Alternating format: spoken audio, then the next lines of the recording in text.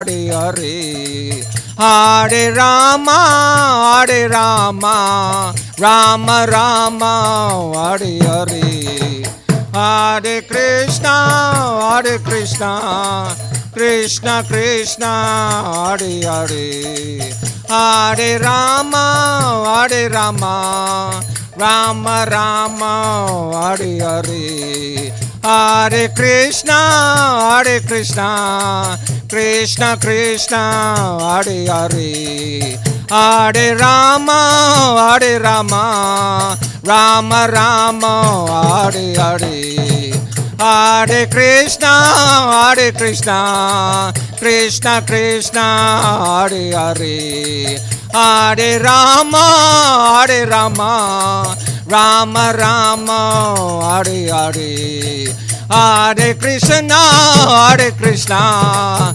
Krishna Krishna, Hare Hare, Hare Rama, Hare Rama, Rama Rama, Hare Hare, Hare Krishna, Hare Krishna, Krishna Krishna, Hare Hare, Hare Rama, Hare Rama, Rama Rama, Hare Hare, Hare Krishna, Hare Krishna, Krishna Krishna, Hare Hare, Hare Rama, Hare Rama, Rama Rama, Hare Hare, Hare Krishna, Hare Krishna, Krishna Krishna, Hare Hare, Hare Rama, Hare Rama, Rama Rama, Hare Hare, Hare Krishna,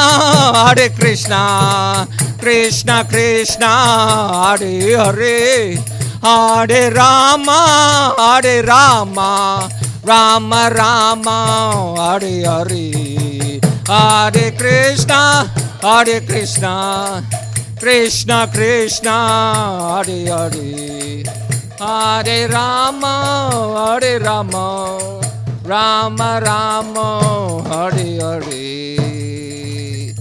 Hare Krishna, Hare Krishna, Krishna Krishna, Hare Hare, Hare Rama, Hare Rama, Rama Rama, Hare Hare,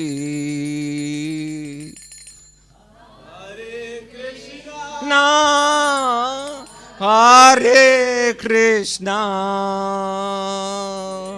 Krishna Krishna, Hare Hare, Hare Rama, Hare Rama, Rama Rama, Hare Hare, Oh Hare Krishna, Hare Krishna, Krishna Krishna, Hare Hare, Hare Rama, Hare Rama, Rama Rama, Hare Hare, Oh Hare Krishna, Hare Krishna, Krishna Krishna, Hare Hare, Hare Rama, Hare Rama, Rama Rama, Hare Hare, Hare Krishna, Hare Krishna, Krishna Krishna, Hare Hare, Hare Rama, Rama Rama, Hare Hare, Hare Krishna, Krishna Krishna, Hare Hare, Hare Rama, Rama Rama, Hare Hare, Hare Krishna,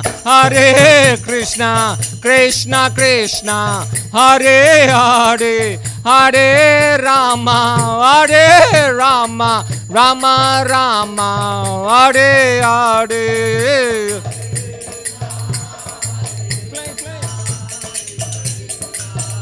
Hare Hare.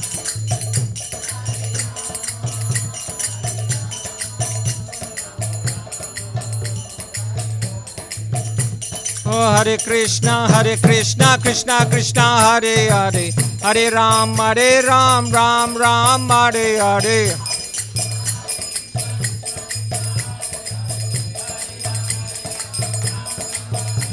Oh, Hare Krishna, Krishna Krishna, Hare Hare, Hare Ram, Ram Ram, Hare Hare.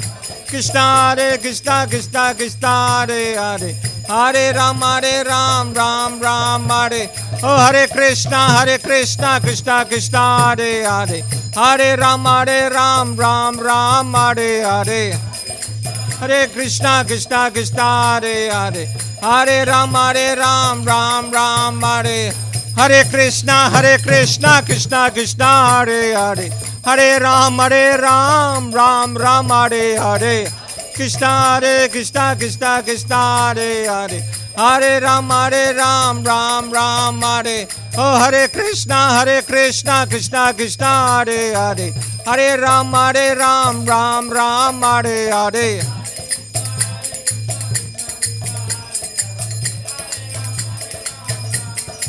Hare Krishna, Krishna Krishna, Hare Hare, Hare Rama,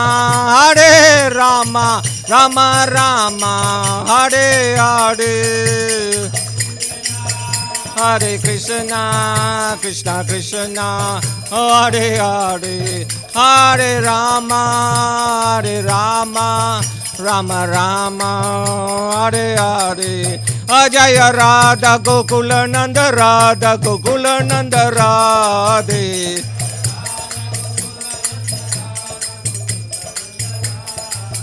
Jaya Pancha Tattva, Jaya Pancha Tattva, Jaya Pancha Tattva, Jaya Pancha Tattva.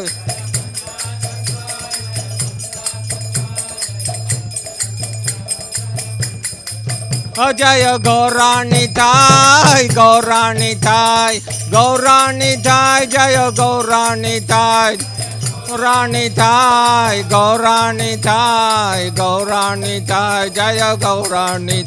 Jaya Prabhupada,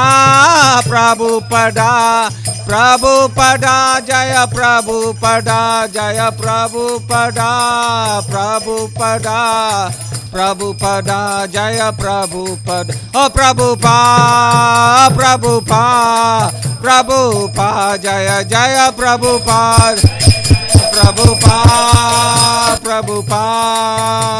Prabhupada, Jaya Prabhupada. Nitai Gora Haribol, oh Haribol, Nitai Gora Haribol, oh Haribol,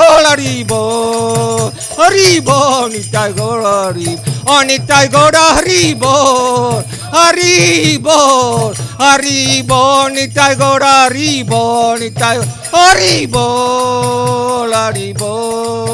Haribol, Nitai Gora Haribol.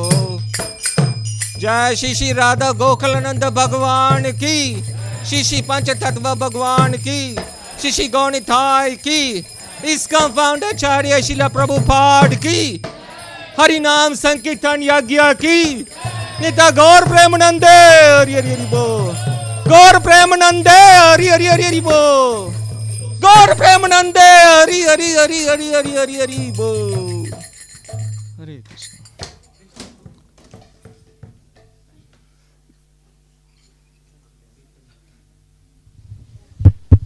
Hare Krishna, Hare Krishna, Krishna Krishna, Hare Hare, Hare Rama, Hare Rama, Ram Ram, Hare Hare.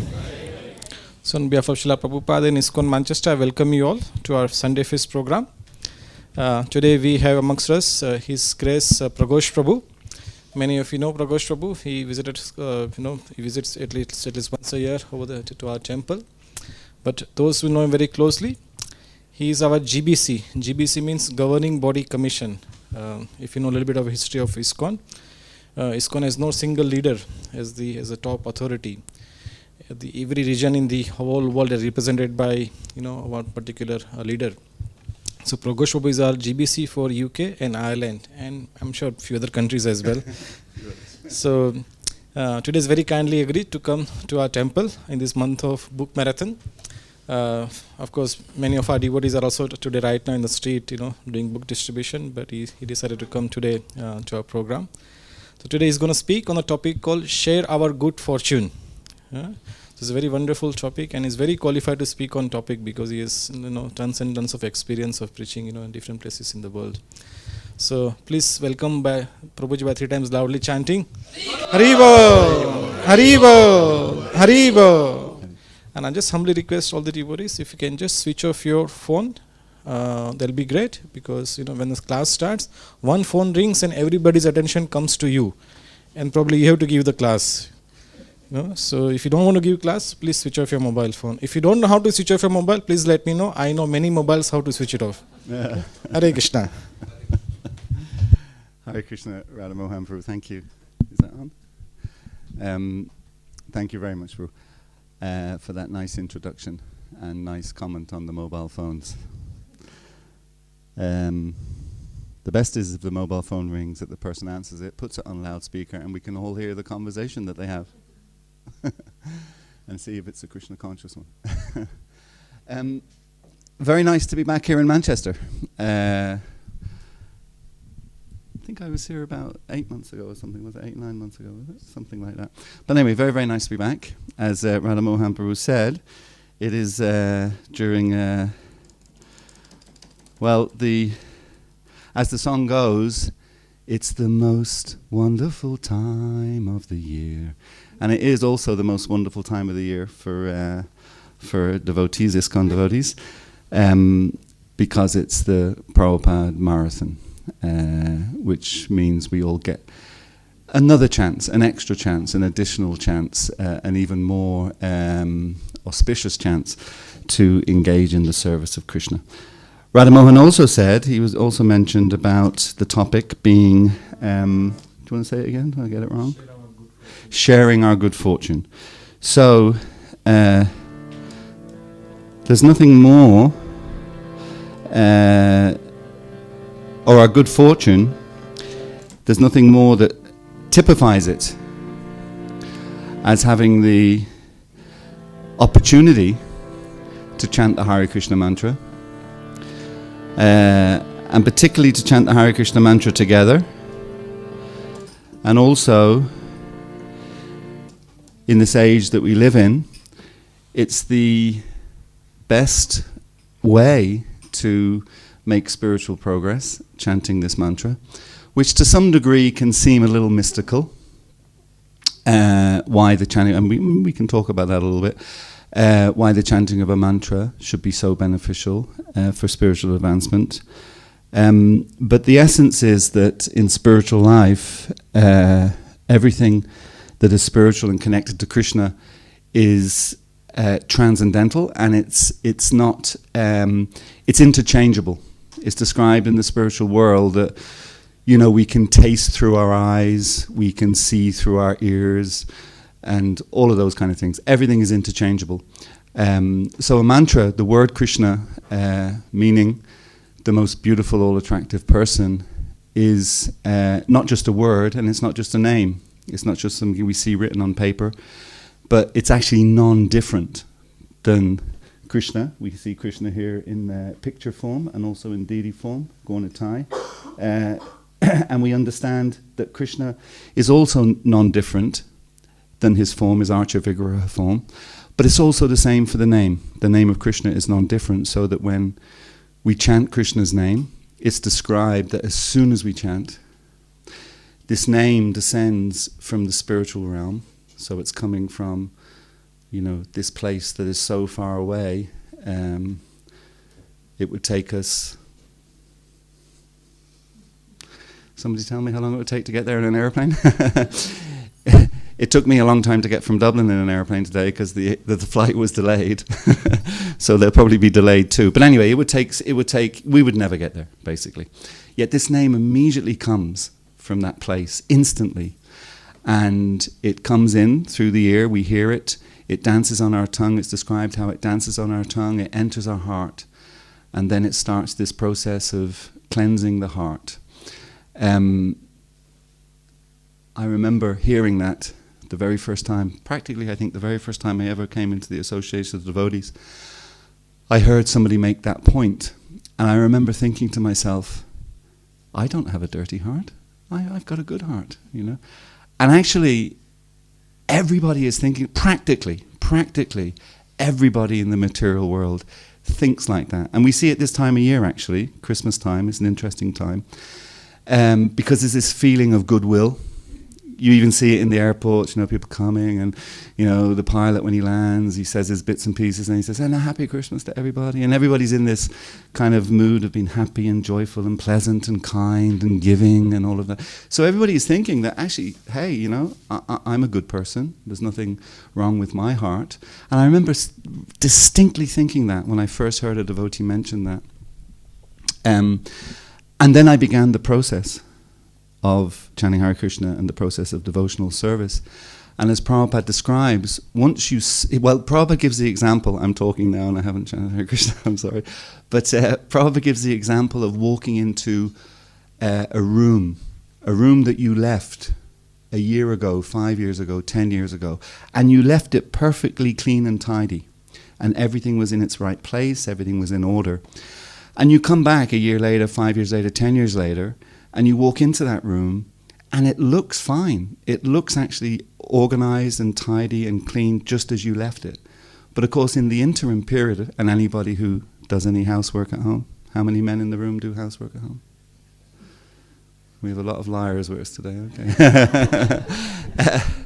okay. You will know, and actually particularly with wooden floors, I seem to notice it more even with wooden floors, that dust accumulates so quickly. You can clean and hoover and sweep and whatever, and the very next day, 24 hours later, you'll start seeing dust on the floor. What to speak of if you wait 2 days, 3 days, if you're a little bit lazy with your housework.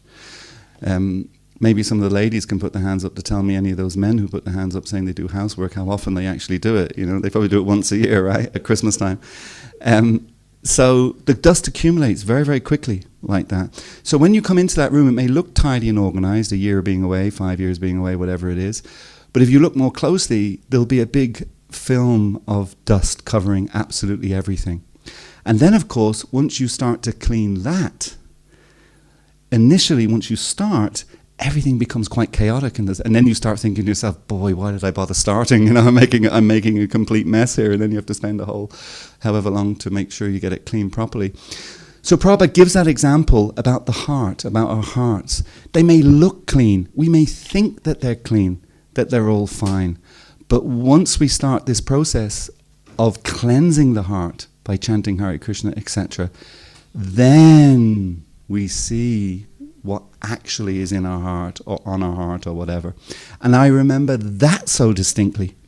Once I started the process of Krishna consciousness, I'm not sure exactly how long after it was. Was it a week? Was it a month? Was it 6 months? I can't remember exactly.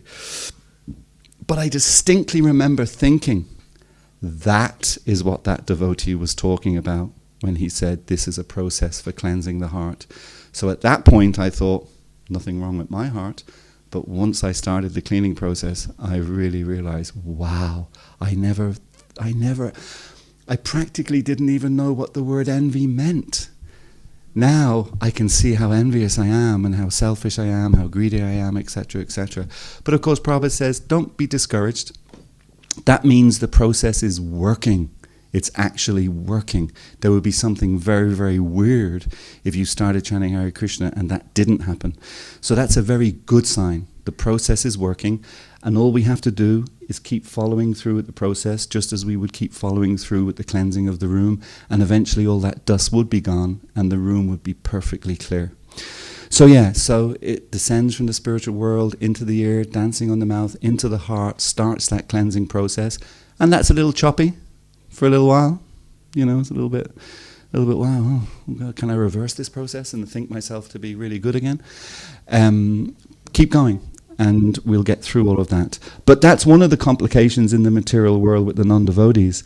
They already think they're really good.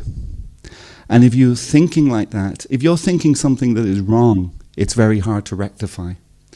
So at least us as devotees, let us not make that mistake. Let us understand that we are here for a reason, and we do have to go through this process. Very important. We have to go through this process.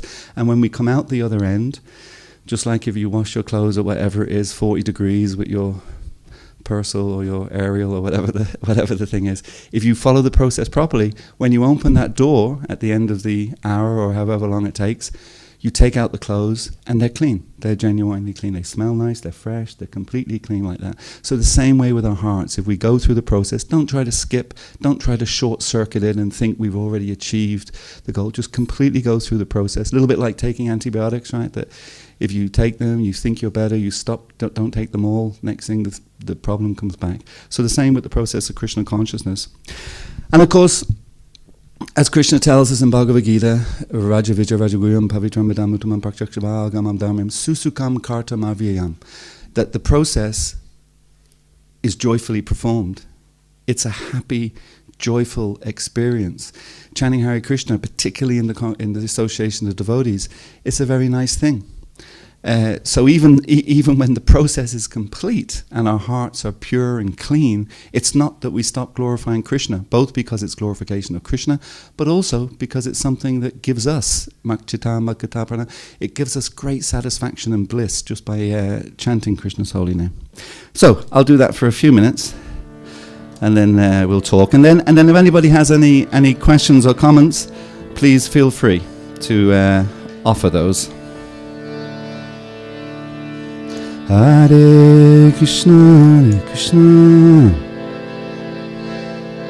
Krishna Krishna, Hare Hare, Hare Rama, Hare Rama, Rama Rama, Hare Hare.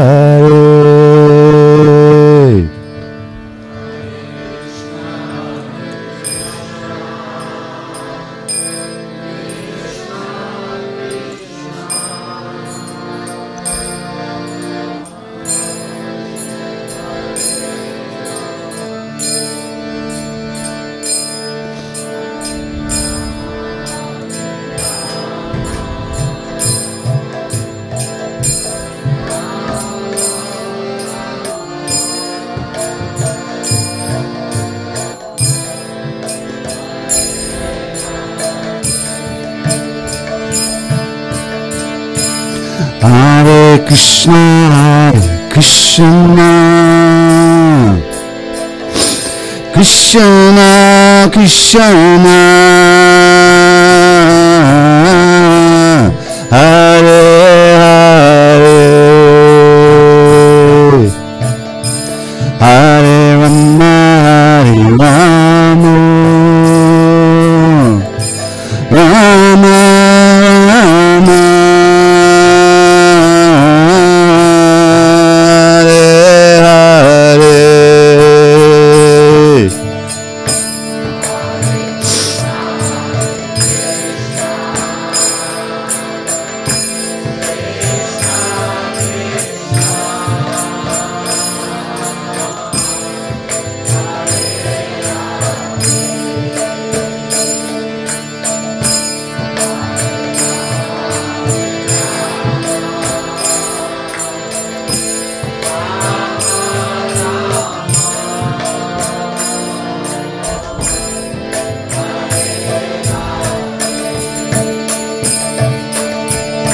Hare Krishna, Hare Krishna, Krishna Krishna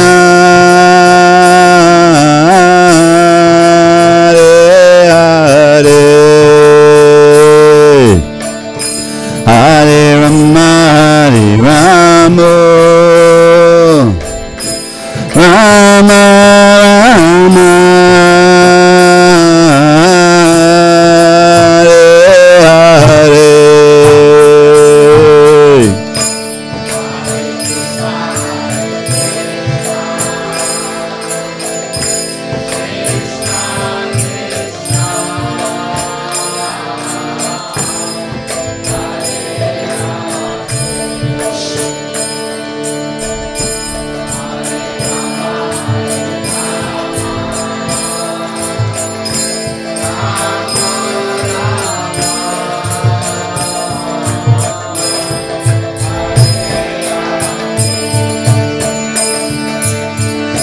Hare Krishna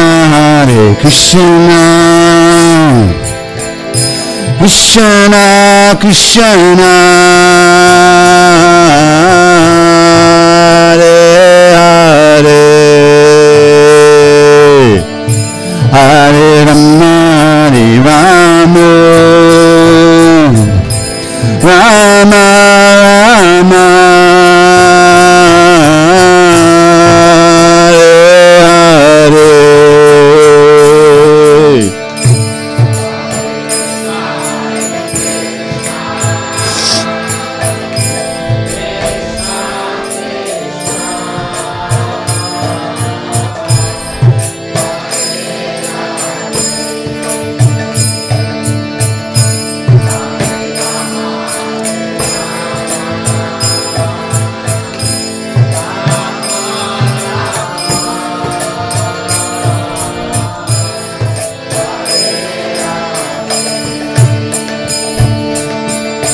Hare Krishna Krishna Krishna Hare Hare Hare Rama Hare Rama Rama Rama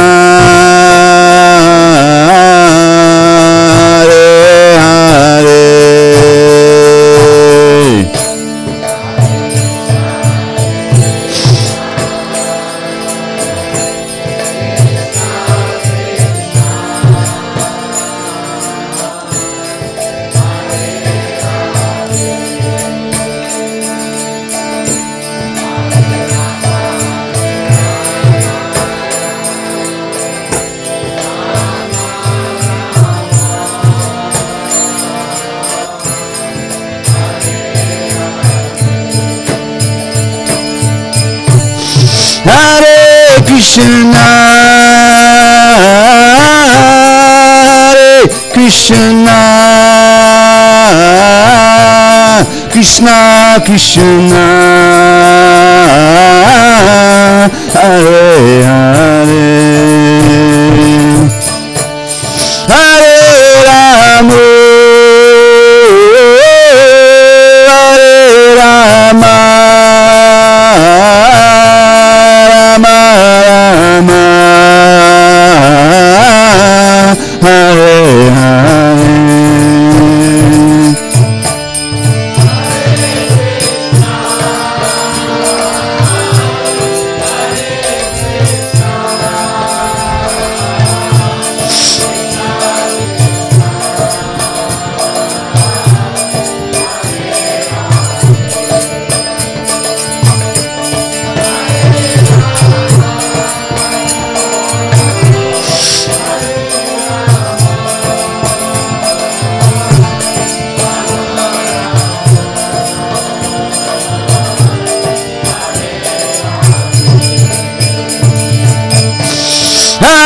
Krishna Hare Krishna Krishna Krishna Hare Hare Hare Rama Hare Rama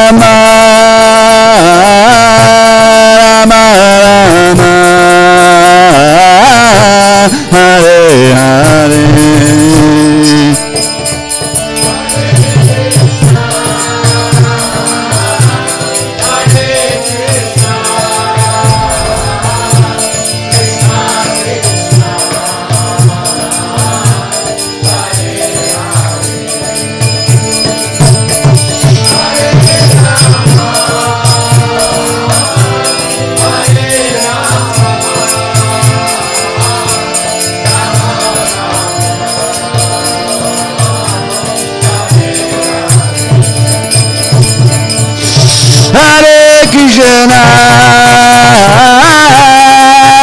Krishna, Krishna Krishna, Hare Hare, Hare Rama, Hare Rama, Rama Rama, Hare Hare.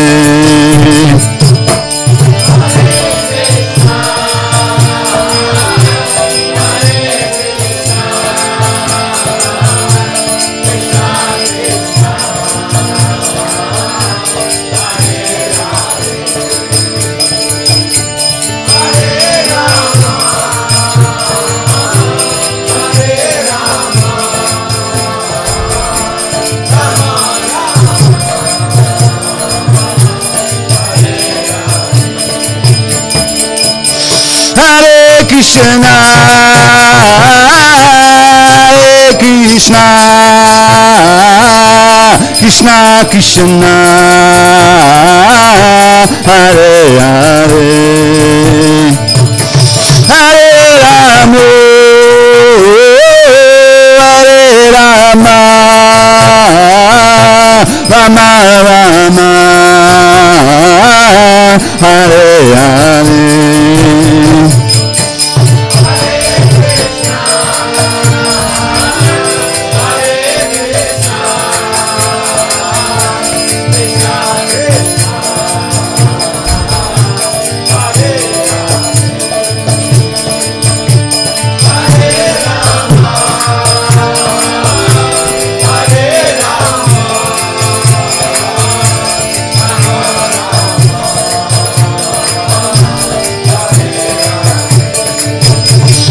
Krishna, Hare Krishna, Krishna Krishna, Hare Hare, Hare Rama, Hare Rama, Rama Rama, Hare Hare.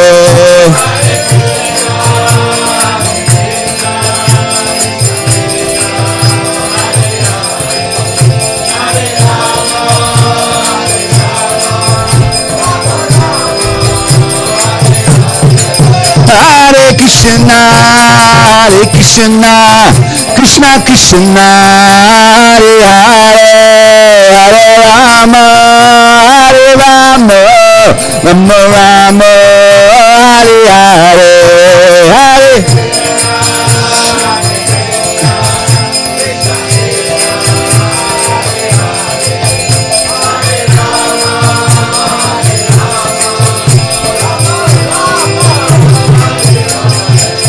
Hare Krishna, Hare Krishna, Krishna Krishna, Hare Hare, Hare Rama, Hare Rama, Rama Rama, Hare Hare, Hare.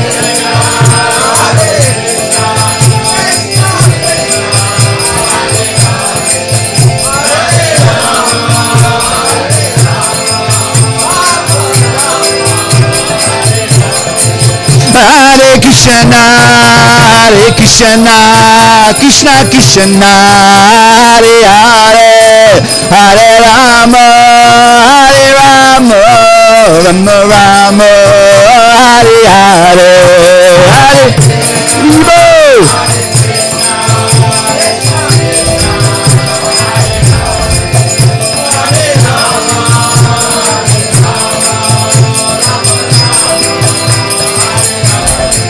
Hare Krishna, Hare Krishna, Krishna Krishna, Hare Hare, Hare Rama, Hare Rama, Rama Rama, Hare Hare.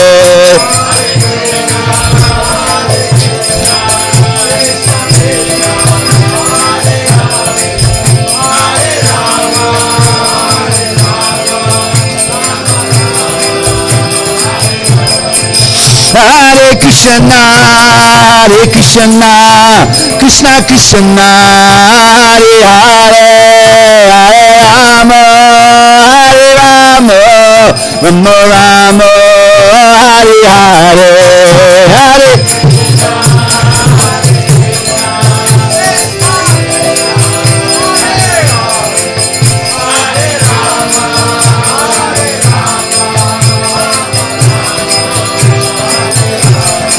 Hare Krishna, Hare Krishna, Krishna Krishna, Hare Hare, Hare Rama, Hare Rama, Rama Rama, Hare Hare.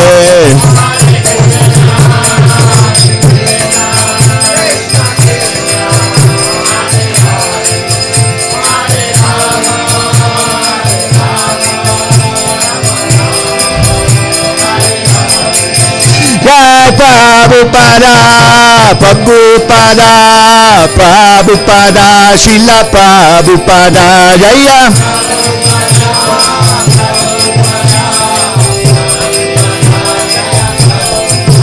Jai Prabhupada, Prabhupada, Prabhupada, Jaya Prabhupada, Jaya.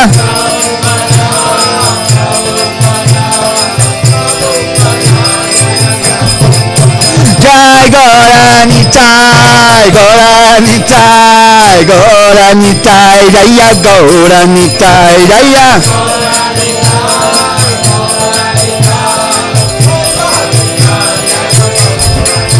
Jaya Gauranitai, Gauranitai, Gauranitai, Jaya Gauranitai, Jaya.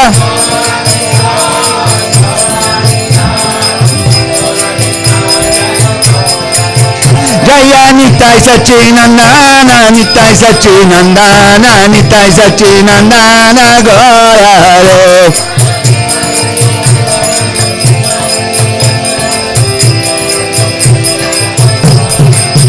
Jai Nitai Sachinandana, Nitai Sachinandana, Nitai Sachinandana, Gaura Hare.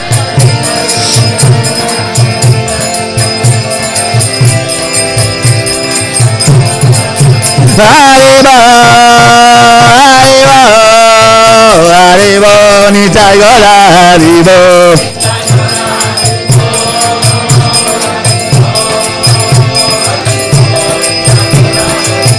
Nitai Gaura Haribo, Haribo, Haribo, Nitai Gaura Haribo.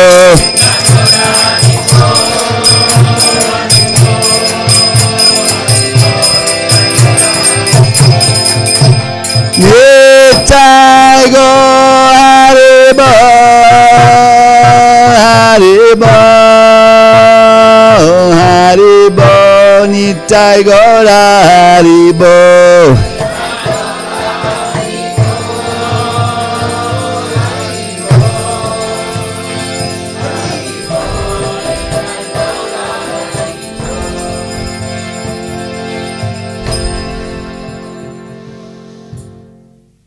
Param Vijayate Shri Krishna Sankirtan Ki, Srila Prabhupada Ki, Go Premanandi. Hare Krishna. Om Ajana Timarandasha, Gananjana Shalakaya Chakshur Unmilitam Yena Tasmai Shri Gurave Namaha. Shri Chaitanya Manobishtam Stapitam Yena Bhutale Swayadu Bhagadamayam Dadati Swapatantikam. Jai Shri Krishna Chaitanya Prabhu Nityananda, Shri Advaita Gadadha, Shri Vasadi Gaura Bhakta Vrinda. Hare Krishna, Krishna Krishna, Hare Hare, Hare Rama, Rama Rama, Hare Hare. Hare Krishna. Actually, as I have always been trained up to do, since I can never remember sitting down to give particularly a Sunday feast talk actually, always trained up to ask, is there anybody who happens to be here for the first time? Acha, 1, 2, 3, 4, 5, I think I saw 6 maybe.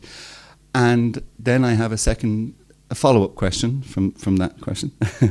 And the second part of the question is it your first time to ISKCON here in Manchester, or is it your first time ever to an ISKCON centre?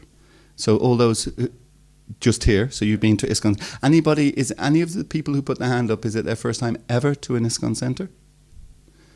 No. Okay. So you're familiar, broadly familiar with that. By the way, just as an additional comment on the two questions,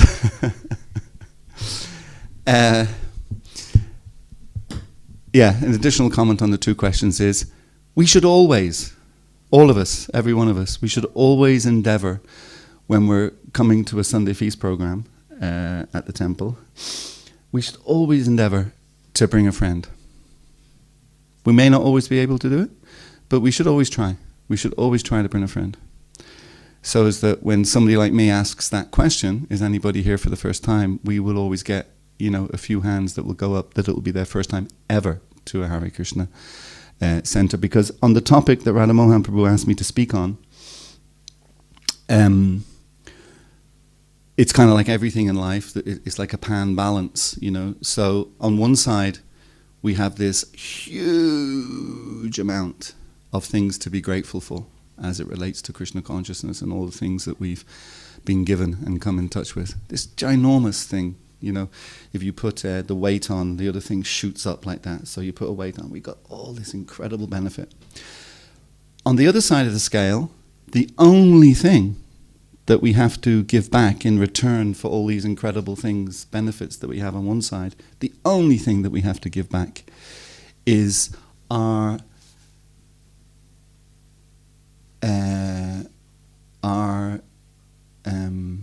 desire to give what we've got to other people who have yet to receive it. That's the only payment.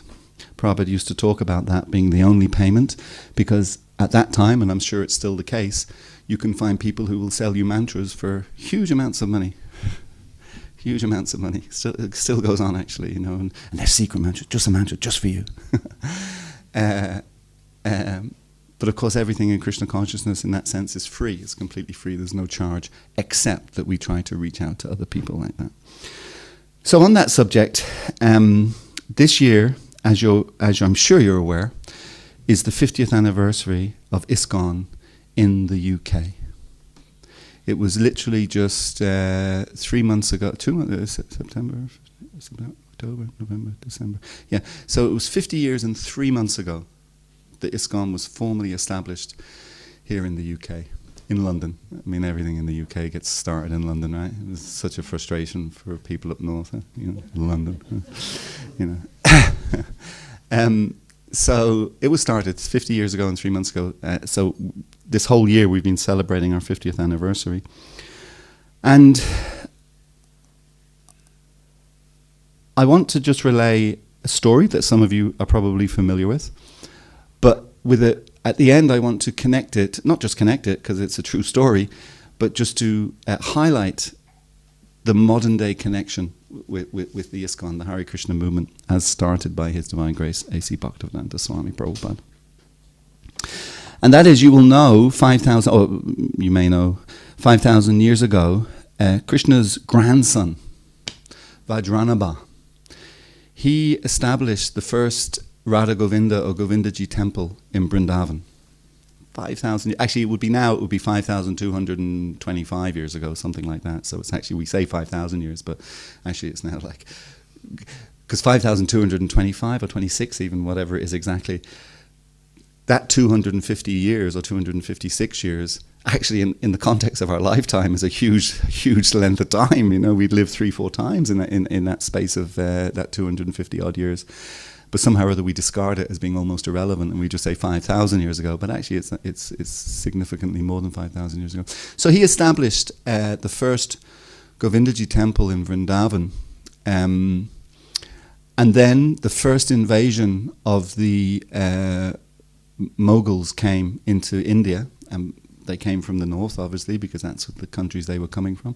I'm sure, looking at the audience today, many people from an Indian background, you're very familiar with all this history. Now they're invading not just India, they're invading other places too. Anyway, and because of that invasion, the devotees, they wanted to protect the deity of Krishna. Not least because obviously the deity of Krishna is very, very important to them and very precious and very, very special, and it's none different than Krishna, is none different than God. But also to protect the Mughals from themselves.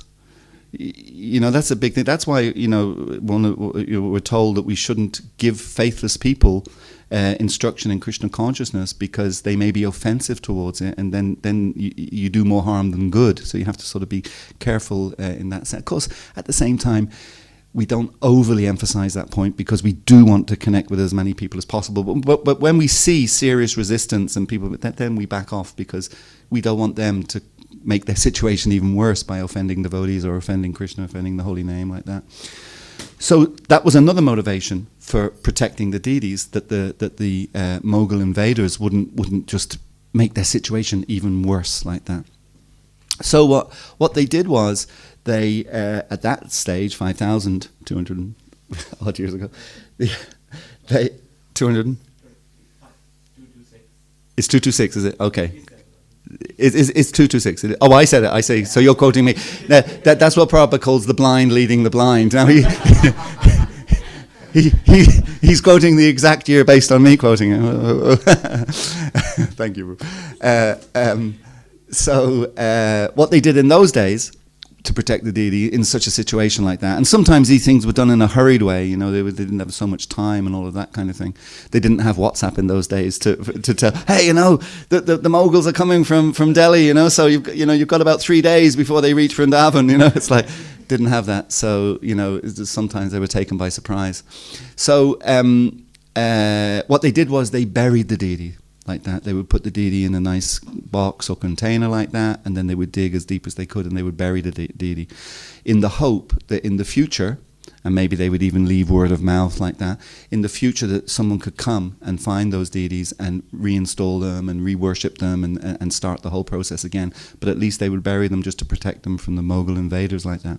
So that's what he did. And the Govindaji deity stayed there for approximately 4,500, which would be accurate because it was 526 years ago, whatever.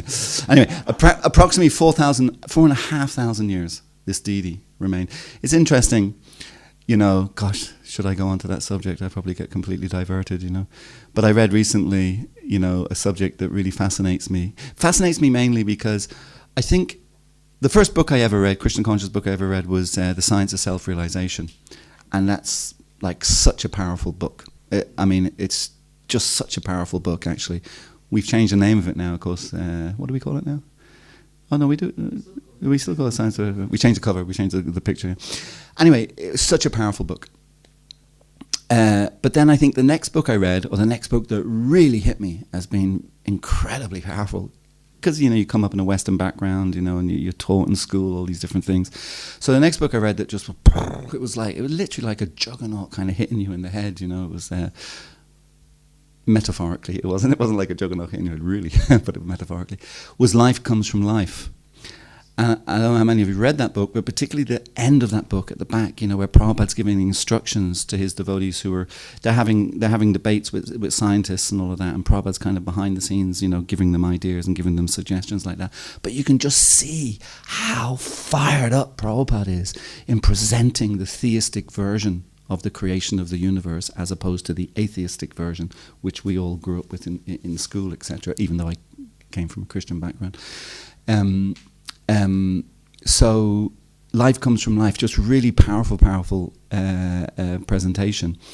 Now, why did I say that? Oh yeah, so I read recently that they've now discovered some fossils or something in New York. That's right, it was in New York. How far did they go back? They went about 5,000. Was it 5,000? I thought it was more than that. I thought it was a lot more than that because it predated another thing that they found.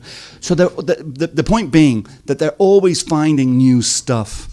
And when they find new stuff, and they're really expert, a little bit like your Prime Minister, they're really expert at presenting the new stuff that completely contradicts the previous stuff, but presenting it in a way that doesn't contradict the previous stuff and still holds dear to their philosophy of, everything evolved from matter kind of thing, basically like that.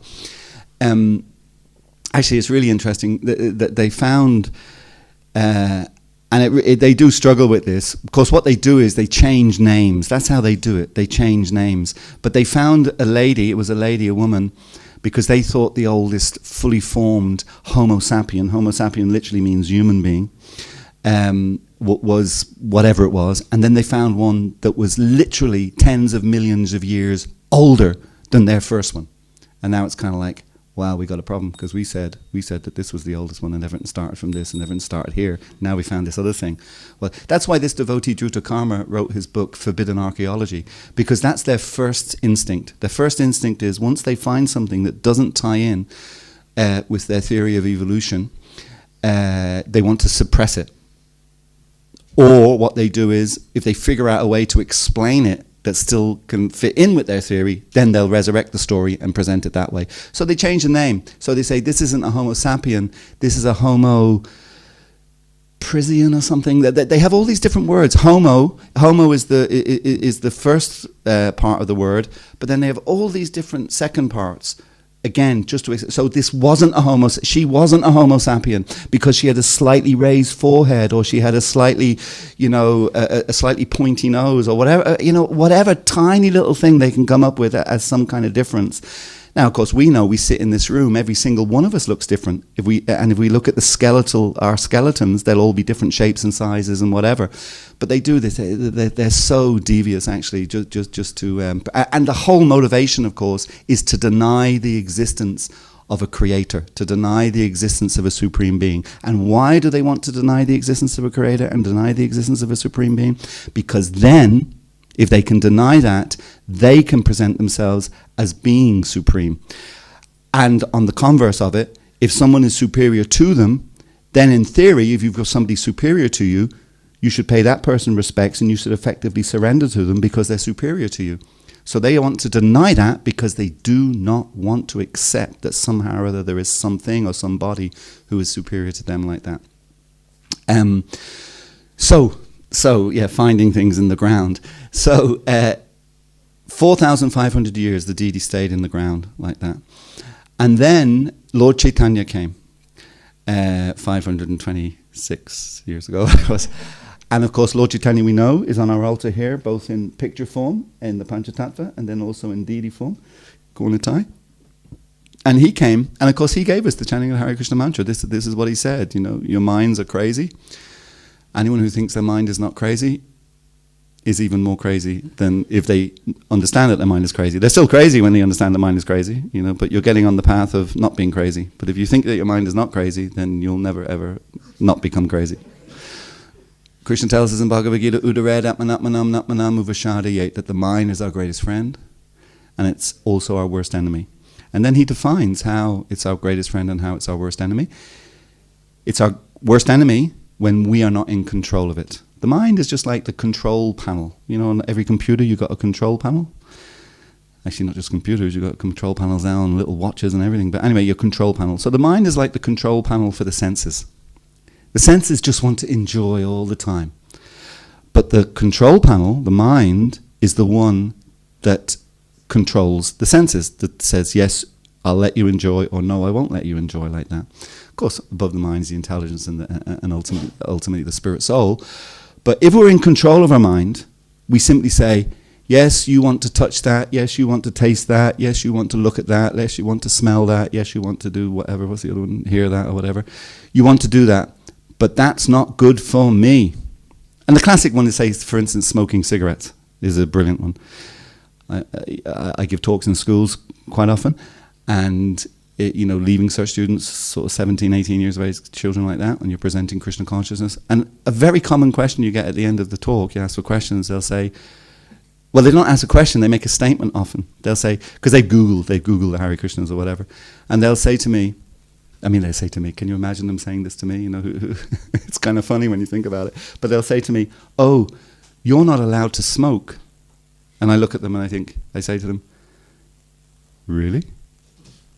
Who do you think is going to stop me smoking? If I take out a pack of cigarettes out of my pocket now, who in the world do you think is going to stop me from smoking? What you meant to say was, I choose not to smoke. Actually, before I say that, I usually ask them, and 9 times out of 10, they give the answer I want. I say to them, do you smoke? And they'll say yes. And I'll say, you see, I choose not to smoke, and the difference between me and you is that I'm able to choose not to smoke. You're not. You're addicted to them and you can't stop smoking. So smoking's a great one. Why would we smoke cigarettes? They cost you whatever they cost you, 20 quid a pack or whatever it is they cost you. So £20 for a pack. And with every one that you smoke, you shorten your life. I mean, what a great deal, Here's 20 quid, shorten my life, please, by a few days, Here's another 20 quid, shorten my life by another few days. Here's 20 quid, shorten my life. I mean, who in their right mind would do that? But that's because the mind, the control panel, is not under control, and it's dictating, and the senses are dictating to it and doing whatever they want like that. So why did I go on to that? Where was I with the story of the deity? Yeah. Lord Chaitanya came, yeah. Oh yeah, just in terms of our mind. Our minds are crazy. They are this crazy, crazy thing. But the good news is we can control the mind. And it's such a victory when we do it. It's such a victory. Don't let this thing dictate to who we are. And not just dictate, but dictate for the worse. And we're kind of okay if it was dictating for the better. But it's not dictating for the better. It's dictating for the worse. So you say to that mind, get stuffed. I'm not going to surrender to you. I'm going to control you.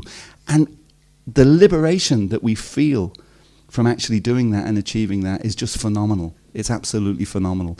So Lord Chaitanya came and he said, forget about all those other spiritual practices because your minds are crazy and you won't be able to control and moderate all that and be in charge of those processes. You won't be able to give sufficient attention and time and all of those different things to all those different meditative processes. So all you have to do is chant this mantra. Just chant this mantra. And not only is it much easier to do, but it's also much more powerful in achieving the goal that we want to achieve. So if you want to control your mind, the best way is simply by chanting the Hare Krishna mantra. It also helps if you read Bhagavad Gita and understand why we should be controlling the mind and other techniques. But ultimately, it's the chanting of this mantra that will allow us to control the mind. So Lord Chaitanya came 526 years ago, to give us that instruction. But he gave other instruction, and he had other things going on. It wasn't just one-dimensional. So one of the things he asked two of his great devotees at the time, Rupa and Sanatana Goswami, because Lord Chaitanya, he's Krishna, he knew that this happened 4,500 years ago, that this deity was buried like that. And not just the Govinda deity, there were other deities as well. But specifically, he had asked them to excavate these holy places of Vrindavan, try to find some of these deities, and bring them back and reinstall them and start the worship of these wonderful deities again, like that. So Rupa and Sanatana Goswami set out to do that, but effectively failed. And when they failed, Rupa Goswami, he went to the banks of the Yamuna River in Vrindavan, and he literally cried, not as in tears necessarily, although tears were probably there too, but not just crying and sobbing into a handkerchief. He was crying by chanting the names of Lord Chaitanya and Krishna and basically asking them for help. He'd been given this service to do, to find these lost deities, and he had failed, and he was feeling bad that he had failed. So he was crying out on Krishna's name and Lord Chaitanya's name to help him in this mission like that. And when he cried out like that, and that's another instruction from this story, of course, that, if we just accept our vulnerability and the precarious situation that we are in this material world, it's literally on fire. I'm sure you've heard about the fires in Australia right now. Like, it's literally on fire. It's not metaphorically on fire. It's literally on fire. So we're very, very vulnerable in this world, this material world. But if we accept that and understand that the only thing that can save us, can protect us, can give us shelter is Krishna and Krishna's holy name, then Krishna can do anything. Krishna can do anything. Advaitam Achyutam Anadam Anandarupam. Krishna's unlimited. He's unlimited in his power, in everything. He's just completely unlimited. So he can do absolutely anything. So Rupa Goswami called on Krishna's name in that mood. And then Krishna appeared to him as a little Brijbasi boy, a little boy from Vrindavan, a little cowherd boy, very young little boy. And the little boy told him that upon a hilltop here in Vrindavan, if you go to the hill, every single day a particular cow comes and the cow drops their milk into a kind of hole, a crevice at the top of the hill. And he told Rupa Goswami to go there the next day and have a look into that crevice, have a look in that hole. So the cow came, dropped the milk in, cow left, then Rupa Goswami went, he looked into the hole, and he immediately entered into spiritual ecstasy because he understood that that's where Krishna was. And then he got some people and they excavated very carefully and they found the deity of Govindaji. And of course Rupa Goswami was in complete ecstasy. At that time, the Mughal emperor, because it was still a Mughal emperor, his name was Akbar, but he was actually, I know I shouldn't say these things, am I online? It doesn't probably make it worse if I do say these types of things. But Akbar was actually a kind of ecumenical type guy. And he was into other philosophies. He studied Christian teachings, he studied the Vedas like that, or at least he was into understanding them like that. And he had heard of, and he knew that Rupa Goswami was one of the foremost proponents and scholars and experts in Vedic knowledge. So he actually had real respect for him. And one of the people working in Akbar's, and what I was going to say, and I'm going back to saying it and saying I shouldn't have said it, but it'd be good if the likes of Akbar was around today to encourage, people from that tradition to be more, understanding of other faiths and other traditions. Anyway, he was like that. He was broad-minded.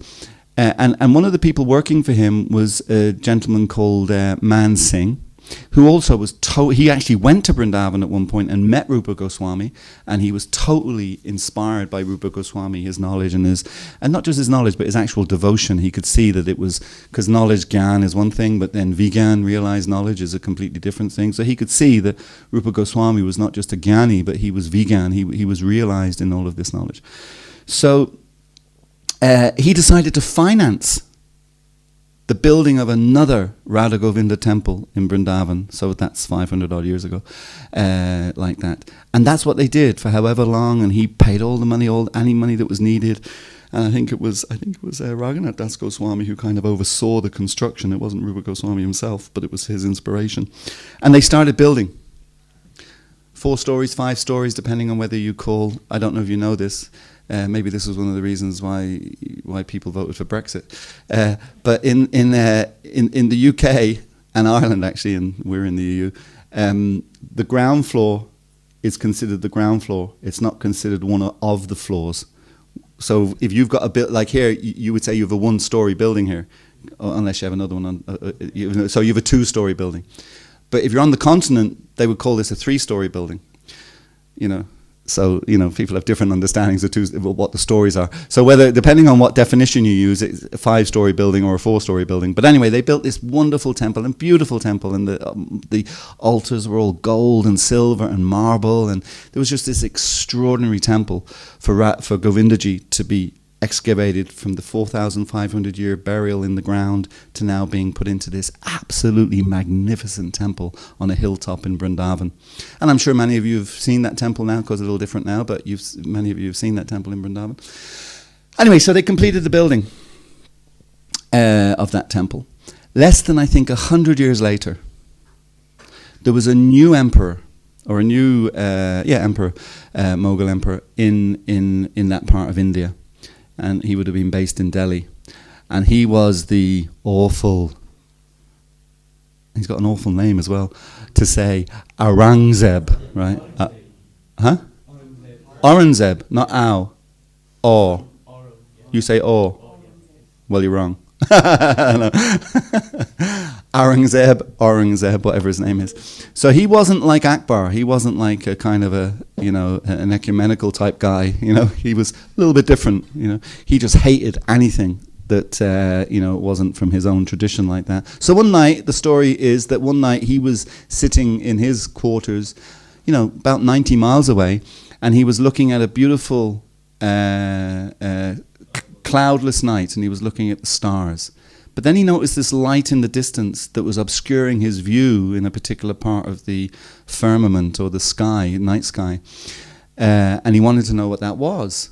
And he was informed that it was a massive fire in terms of a lamp, on top of the the new temple, well, new in the sense that it was 100 years old or so at this point, the new temple in Vrindavan, Govindaji temple, and suddenly I'm getting a cramp in my foot, so I'm going to sit up here if you don't mind. Oh, material world. Why did my foot decide to cramp there? Wow, okay.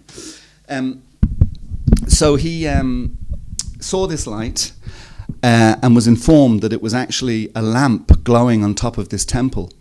And his immediate reaction to that was, go and destroy that temple. Like that. So at that time, Man Singh's grandson, I think it was Jai Singh the second, was it? Jai Singh the second? I'm looking at you all the time, and you're agreeing with me. So I'm thinking maybe it's because you agree with me all the time. That's why I'm looking for your authorization. No, it was Jai Singh the second. He just happened to be the grandson of Man Singh, and he was actually only 19 at the time. 19, like really young guy, but he was a very qualified person, in many, many different areas and different things.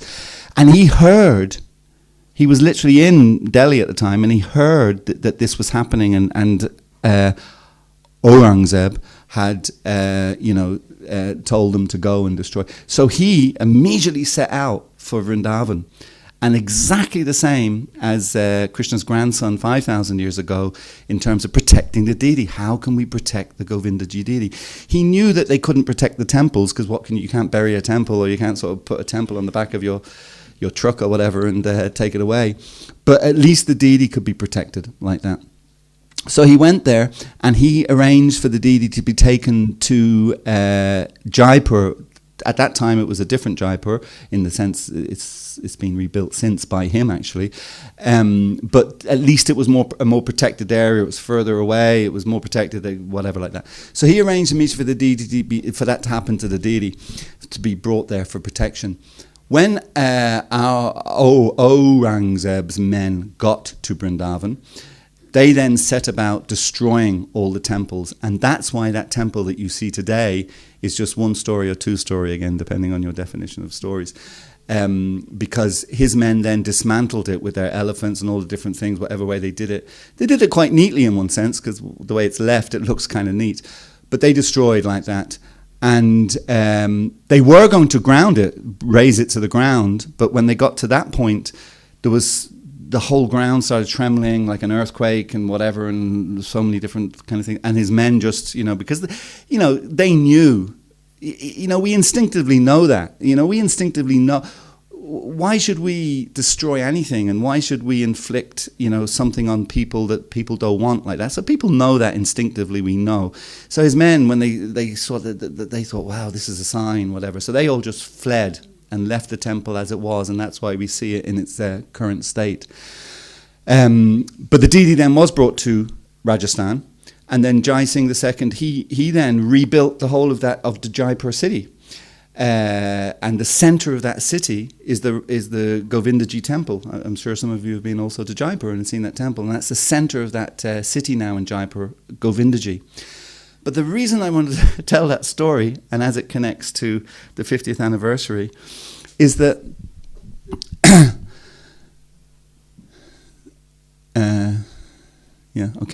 is that in 1972, Srila Prabhupada went to Jaipur with some of his Western disciples in 1972. And the Queen of Jaipur, Maharani something Devi, Maharani Gayatri, actually. Did you say Gayatri? Thank you, very, very good. It's Gayatri, yeah. Maharani Gayatri Devi. She was the Queen of Jaipur at the time.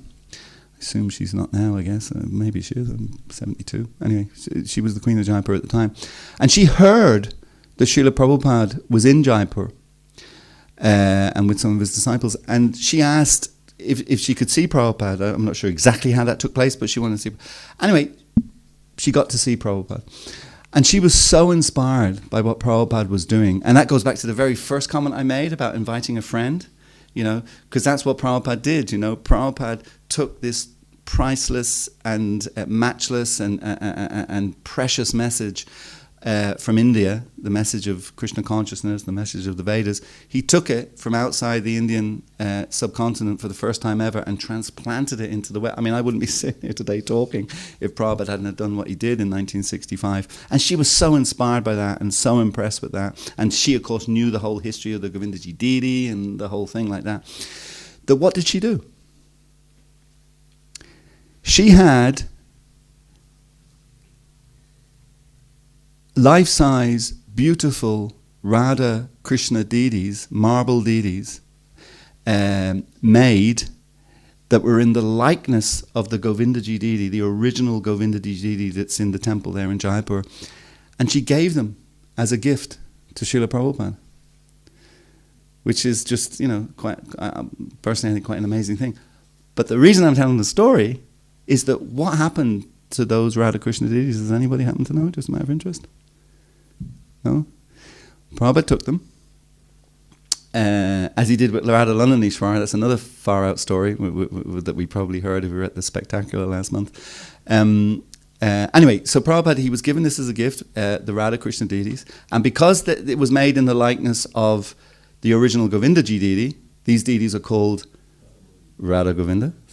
Thank you very much, Ru. That was very good. You can see why he's in charge. They were called Radha Govinda. Does that help to what happened to those deities? No? Okay. So, those deities were installed in New York City. Okay? New York City. Now, without getting into sort of too many details of this, that, and the other, there were some problems in New York with those deities and with the ISKCON arrangement and different people and whatever. And as I say, we won't get into all the details of that. And for a time, we, if not lost those deities, well, we did. We effectively lost those deities in New York City relatively recently. But on the 50th anniversary, a couple of years ago, they were returned, 100% returned to ISKCON. Which obviously, is a no-brainer and should happen. They were Prabhupada, they were given to Prabhupada and they were installed there. But just in the context of the 50th anniversary and how all these things, there's these connections that go back thousands of years and they bring then us right up to date, and not just in India, but in Western cities like New York City. And there's all this thread, this constant thread and connection.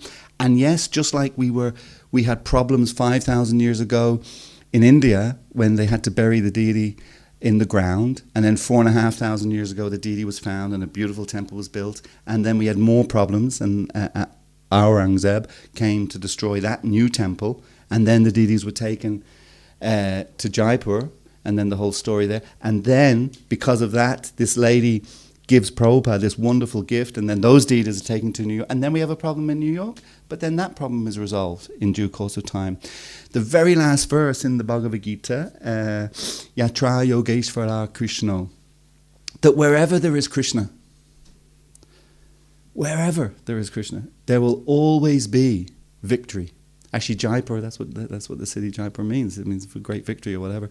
But wherever there's Krishna, there will always be victory. We may go through ups and downs. Look at the great devotees in our tradition. Wonderful, wonderful devotees. They all go through great trials. And look at Srila Prabhupada. Look at the trials and tribulations that he went through to establish ISKCON. On the boat on the way over, was it 2 heart attacks? You're 70 years of age. You're on a boat that's taking 6 weeks on choppy seas. Can you imagine it? And this isn't a passenger boat. This is a cargo boat, and you're in some horrible little room, and you're 70 years of age. How many people in the room are 70 or more? Got a few more liars. Nobody told us. But so there you go. Nobody has put up their hand. So I'm believing you all. Nobody is 70 yet. Can you imagine that whenever you become? Oh, okay. That's your mum. Oh, very nice to meet you, Mrs. Vijendralal. I'll call you. Very nice to meet you.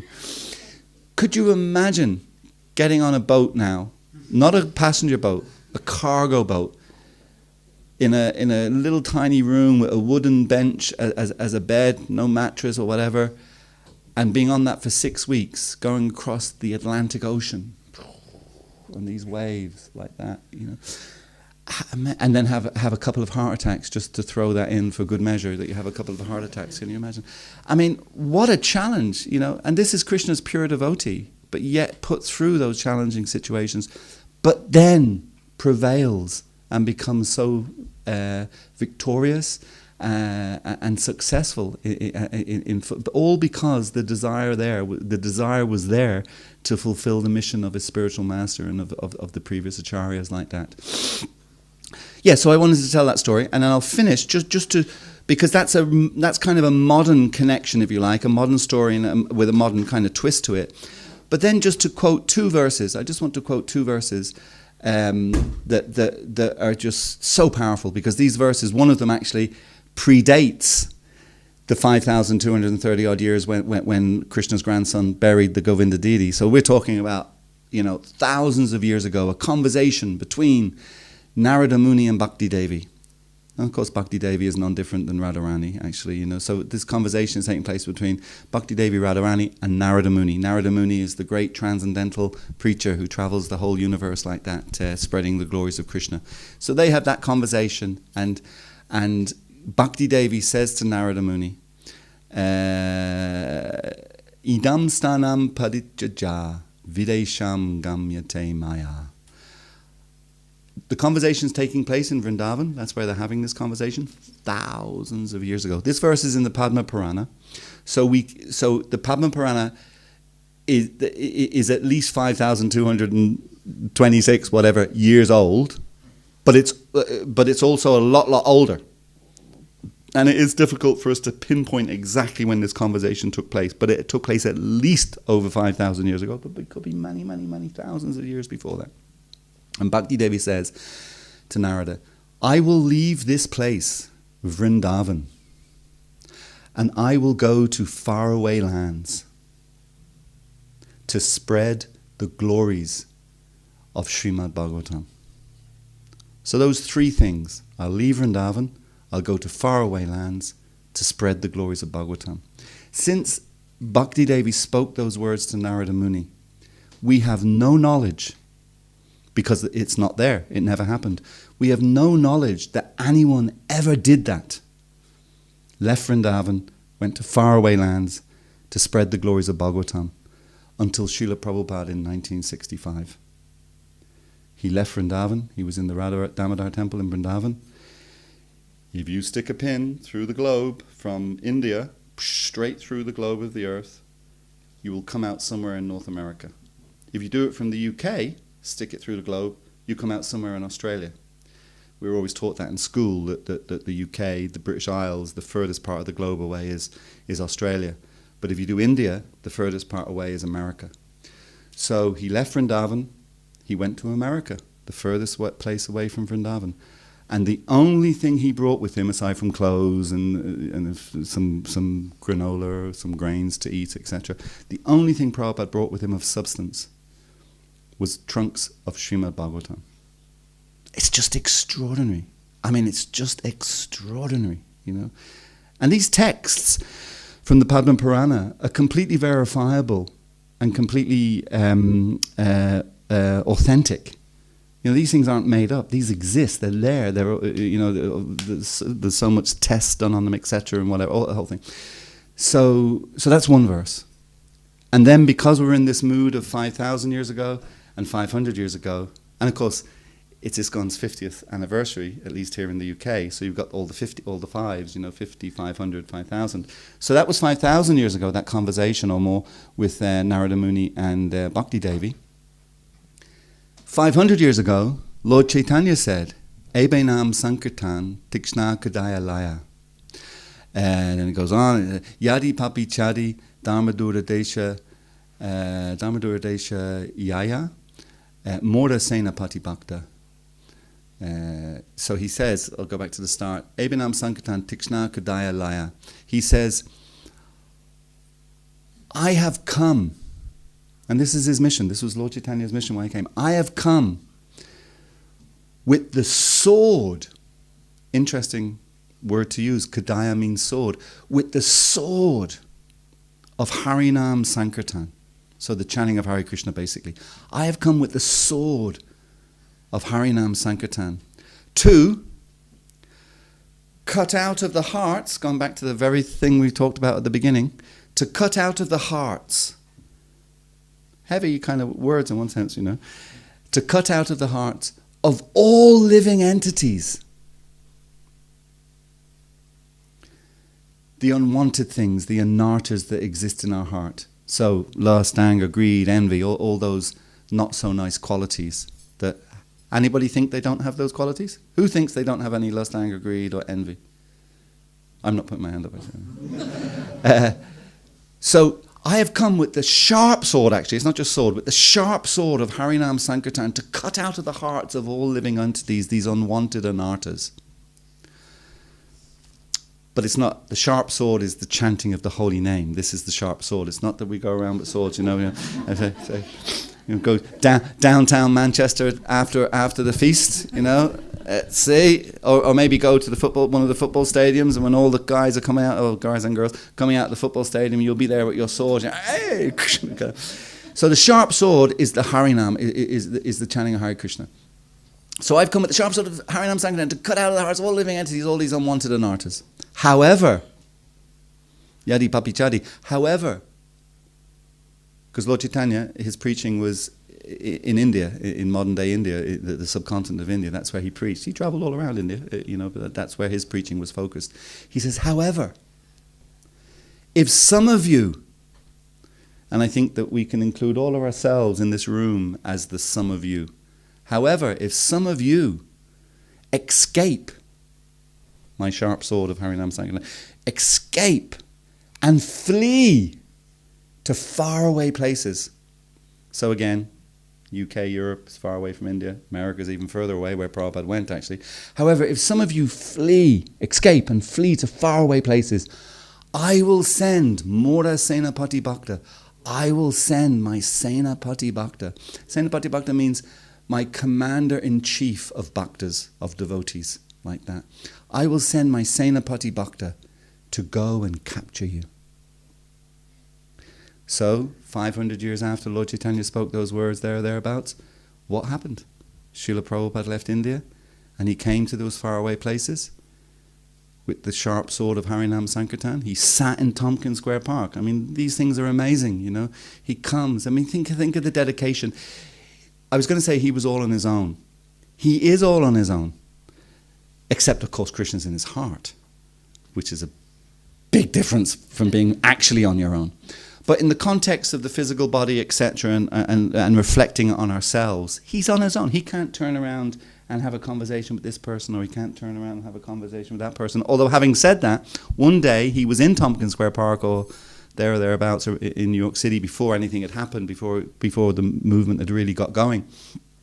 And he used to, yes, it was Tompkins Square Park, or very on a bench in Tompkins Square Park, because this gentleman who worked, I think, on the subway, he would see him quite often. And one day, the gentleman actually went to Prabhupada and he asked him, "Why have you come? What are you doing? I see you. What are you doing?" Because it must have been pretty interesting to see, an Indian Swami sitting in a park in New York City in 1965. I mean, it's even pretty unusual to see it now, but even more so in 1965. So he eventually asked him. I forget that gentleman's name, but anyway, he eventually asked Prabhupada, what? And Prabhupada said. I have come, and he explained, to distribute loads of literature, to open loads of temples, to, quote unquote, convert people to Krishna consciousness, like that. And he gave a list of different things. And the man, of course, observed that, well, looks to me like you're just on your own. And Prabhupada said, yes, just time separates. Like just this complete conviction, that I'm here on the order of my Guru. And I'm here to fulfill the predictions of Lord Chaitanya, Radharani, whoever. I'm here to do that.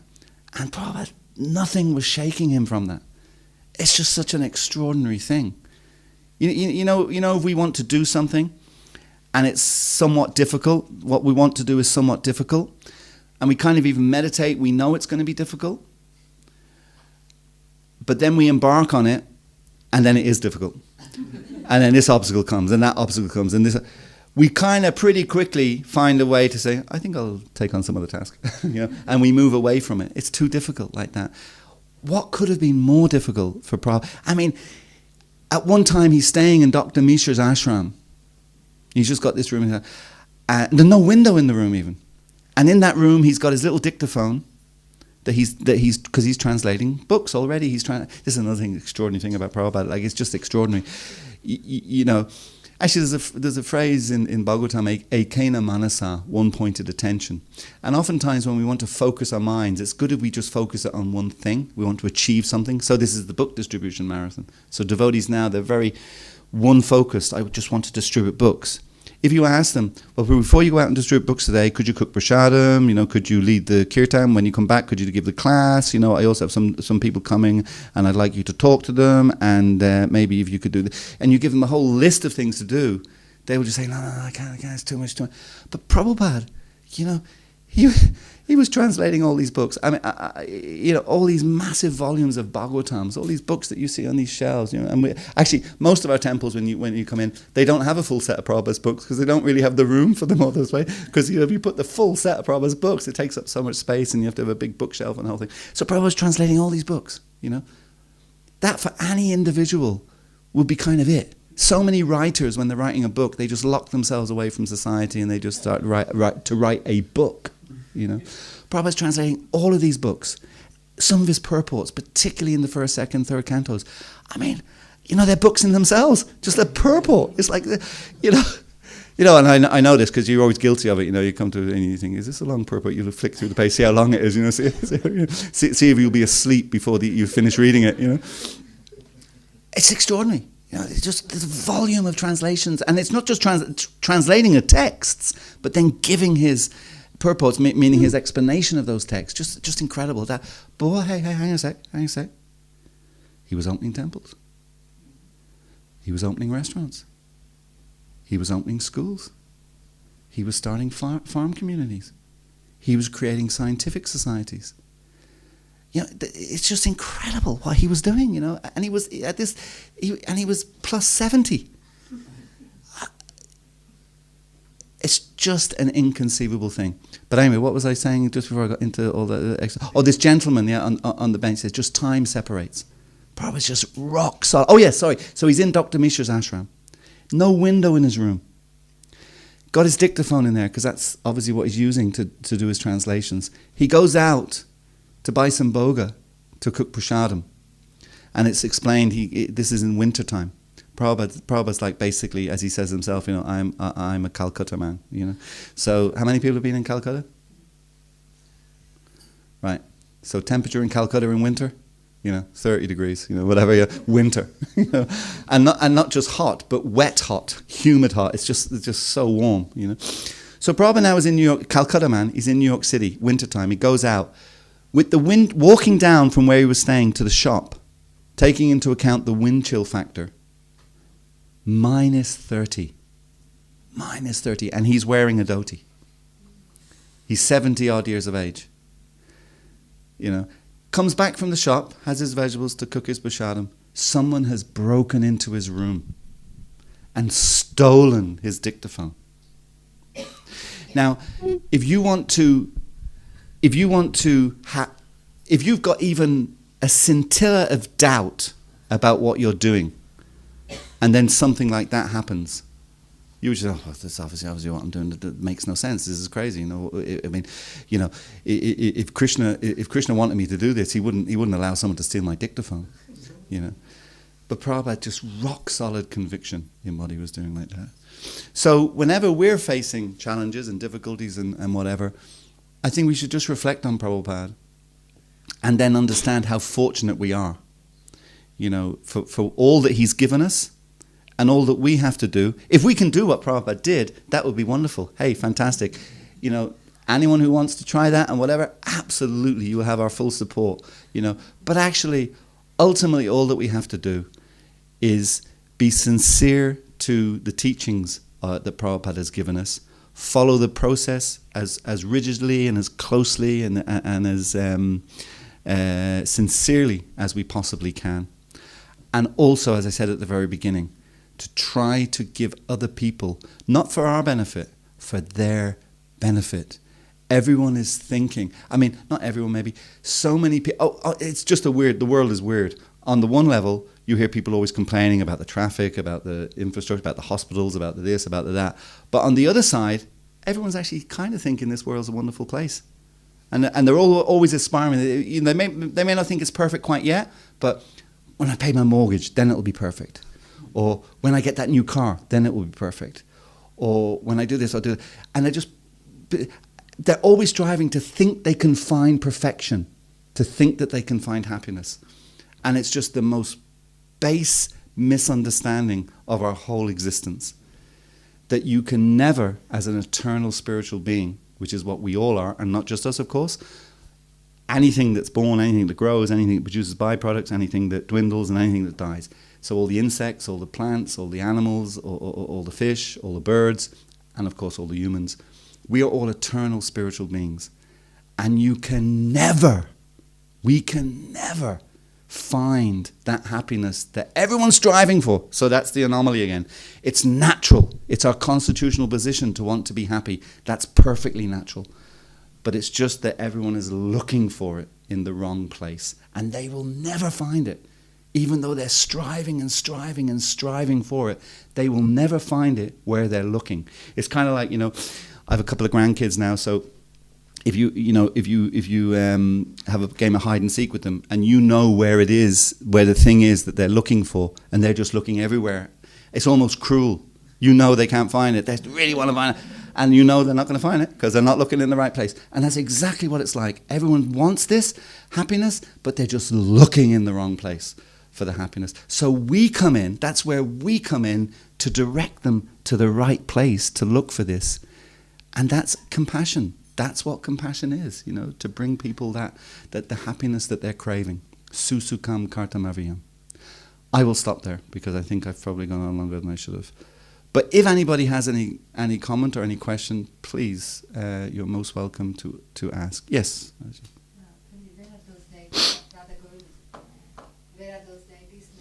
They're in New York City, in Brooklyn. You mean the ISKCON ones? Yeah. No, the complication just was, anyway, I don't really want to get into it, but we quote unquote lost control of the building that they were in. So when you lose control of the building, you lose control of everything in the building.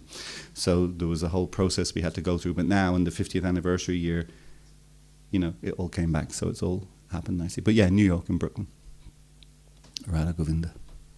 And Prabhupada installed them, It's like, so the whole kind of connection is there. Yes, for Tendralal.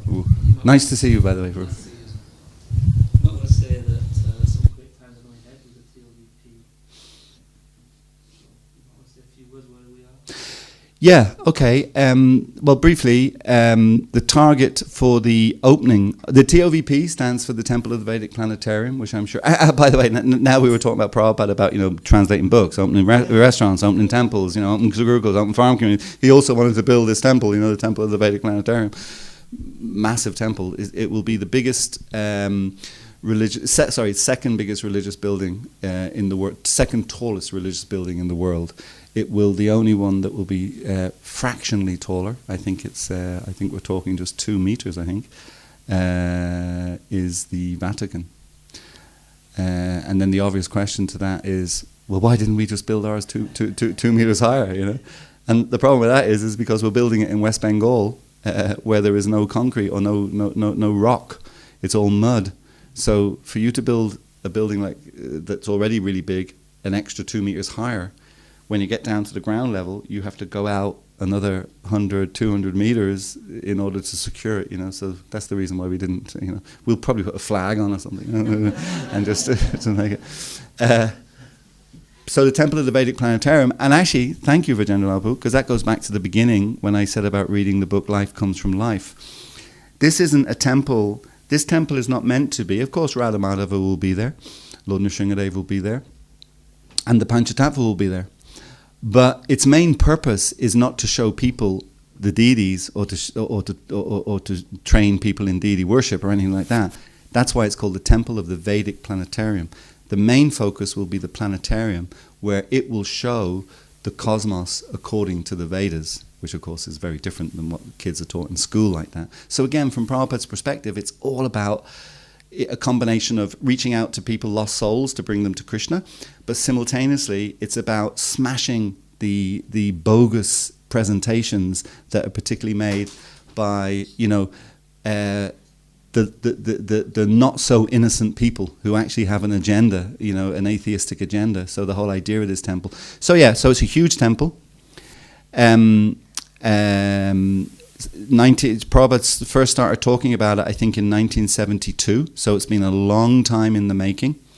Very, very practical reasons for that, by the way, not least because for 40 odd years in West Bengal. Anybody from West Bengal in the room, or originally from West Bengal? No Bengalis. Okay, so originally for 40 years while Prabhupada was with us physically, 40 or more years, West Bengal was ruled by a communist government, and that made it very difficult for us to operate because the communist governments, but anyway, this communist government, the idea was that nobody could own more than 24 acres of land, because the whole idea is that the farmers, it should all be distributed to small farmers, and people shouldn't own lots of land like that.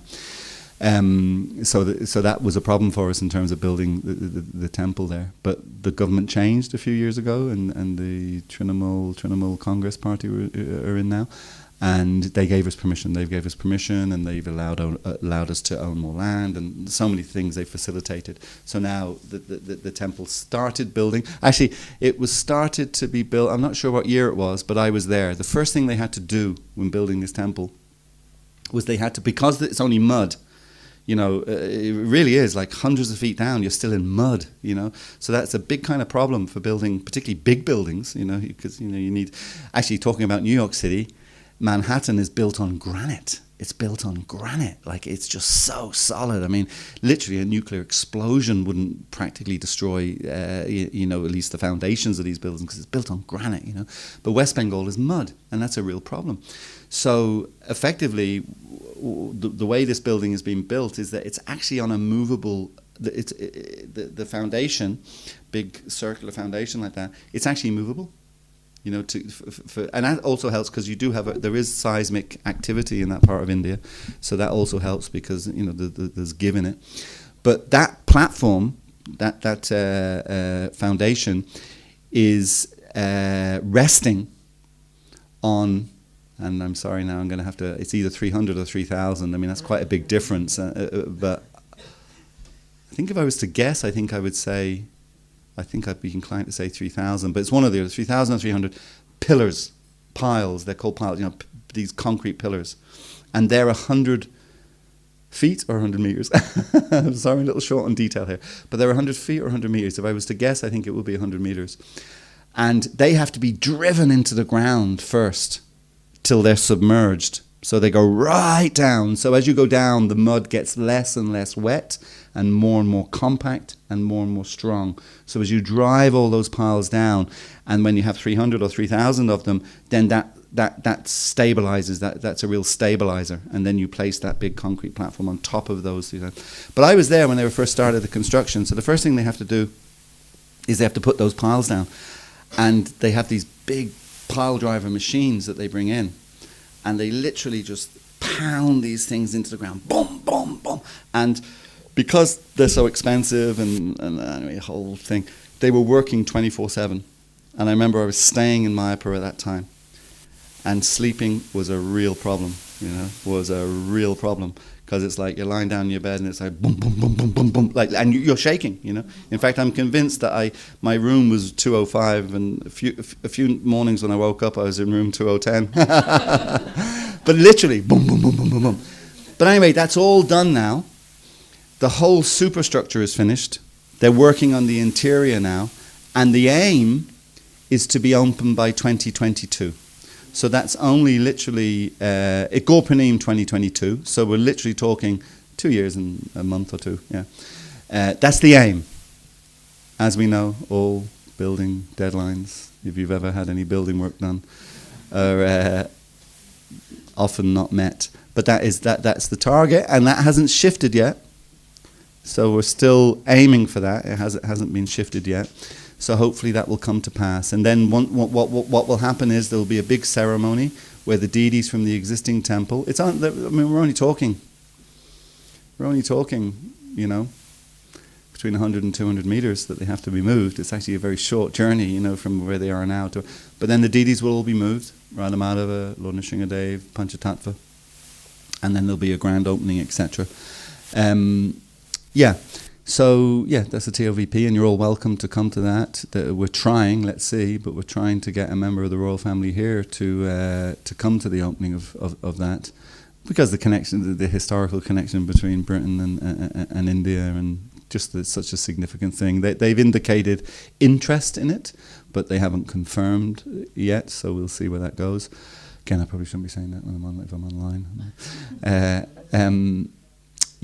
And just to mention, because I'm aware, because I'm a little bit involved in the TOVP, a little bit, so I am aware of different people who are helping with that project, and you have one such person sitting right here in Manchester. I know you don't want me to say that. I know, but you do. He makes some nice contributions to that temple, for the building of that temple. The budget, and I'm not really up to date on this right now, but the budget, the last I was aware, was $100 million US dollars. So it's building these big temples costs a lot of Lakshmi. So every penny, every penny, what to speak of every pound, really helps. So I know that Rajendra Lal, because the money has to go through my office to get transferred out to India. So he makes regular and substantial contributions. So thank you very much for your support for that temple. I was hoping you were going to say something about the floodgates. That temple is inaugurated. That was the prediction. Oh, I see. Yeah. Sorry. What's the verse? The Adbhut Mandir verse slips my mind right now. The Adbhut Mandir. But yeah, it is the gateway. The understanding is that when this temple opens, that it will be the gateway for literally flooding. I guess we can argue right now that Srila Prabhupada started that flood, but there's a lot more flooding to do. That's the point. There's a lot more flooding to do. Because even if you take here the UK as an example, the UK would be a yatra that would be a fairly well-established yatra, and a fairly, in the ISKCON context, a fairly successful yatra like that. But we can see in this country of 65 million people, is it? The manor, gets 50 to 60,000 people visiting on Janmashtami. And that's the big day, of course, Lord Krishna's birthday. So let's say 100,000 between all the different centres in the UK. So we're getting, at our biggest event, we have say 100,000 people coming to our temples. And there's 65 million people in this country. And this is one of our successful yatras. So yes, Prabhupada started the process and he started the flood. But wow, is there so much more flooding that needs to be done. There are so many people. I mean, time's gone on, but just to put it in context, because see, this is the thing, and we're sitting in a room now for 30, 40 people, whatever it is, and we all know Prabhupada, we all know Krishna in the context of fully knowing, but in the context of knowing about like that. So we all have that connection. And sometimes when you're in that association all the time, you can kind of, not delude yourself, but you can become complacent in understanding that, hang on a sec, there's literally millions of people out there who've just never heard of Krishna. They've never heard the word. They don't know it. I was on a flight to Calcutta, ironically enough, some years ago, maybe a decade ago or more. And on the flight, my wife had made me some lovely prasadam, to bring me. She made these kind of... going to start lusting over the prasadam now. A guacamole dip, nice parathas and puris and different, it's like whatever's great, big pack in lunch boxes, keep me going for the whole flight all the way over. It was actually a BA flight from London. I flew from Dublin to London and London to Calcutta. It was a BA flight, and they don't fly to Calcutta anymore, so I can probably check and see how long ago it was. Got on the flight in London. Loads of devotees on the flight. And immediately in my mind, sukha dukkha, happiness and distress, you know, the two things that come to my mind is, the first thing is I love when there's loads of devotees on an airplane. Because my logic is that, well, Krishna ain't gonna take this plane down. You know, it's like too many devotees on it. You know, he's just not gonna take. Like there was literally about 20 devotees on the plane. You know, I thought, well, there's no way, and senior devotees as well. I think there's no way Krishna's gonna take this plane down. You know, where if you get on the plane on your own, you kind of think, well, you know, I'm dispensable. You know, maybe this plane. So that was my happiness. You know, I think, wow, loads of devotees. Then I thought, what am I going to do with all the prasadam? I bet you they don't have prasadam with them. You know? So plane takes off, you know, and the seatbelt sign goes off, whatever. And then I'm thinking what I'm going to do, you know, because I'm so selfish. I'm thinking what I'm going to do, and then I'm just going to have to go around and offer them all some prasadam, you know. So I go around, offer all these devotees, you know, Vrinda Shrup was on the plane, Mahadudi Prabhu was on the plane, Brahma Hurta Prabhu was on the plane. I mean, there was a whole bunch of devotees on this plane, you know. And I go around, and every single one of them wanted some prasadam, you know. Every single one of them. I got back to my seat. I had a little scraping on the bowl, you know, of guacamole left. And I think I had one puri and I think I had one kachori, you know. That's all I had left because just everything else had been gone to the devotees. I sat down in my seat and I was in an aisle seat. So there's the gap and then the next seat is here. And the next seat here, there was a young lady. I think she was 19 or something. And she looks at me. When I sat back down, she looked at me and she says, what were you doing there?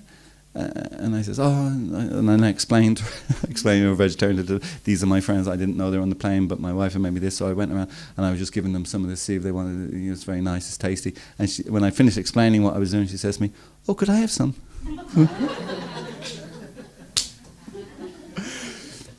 So then I give this lady, you know, that's it. And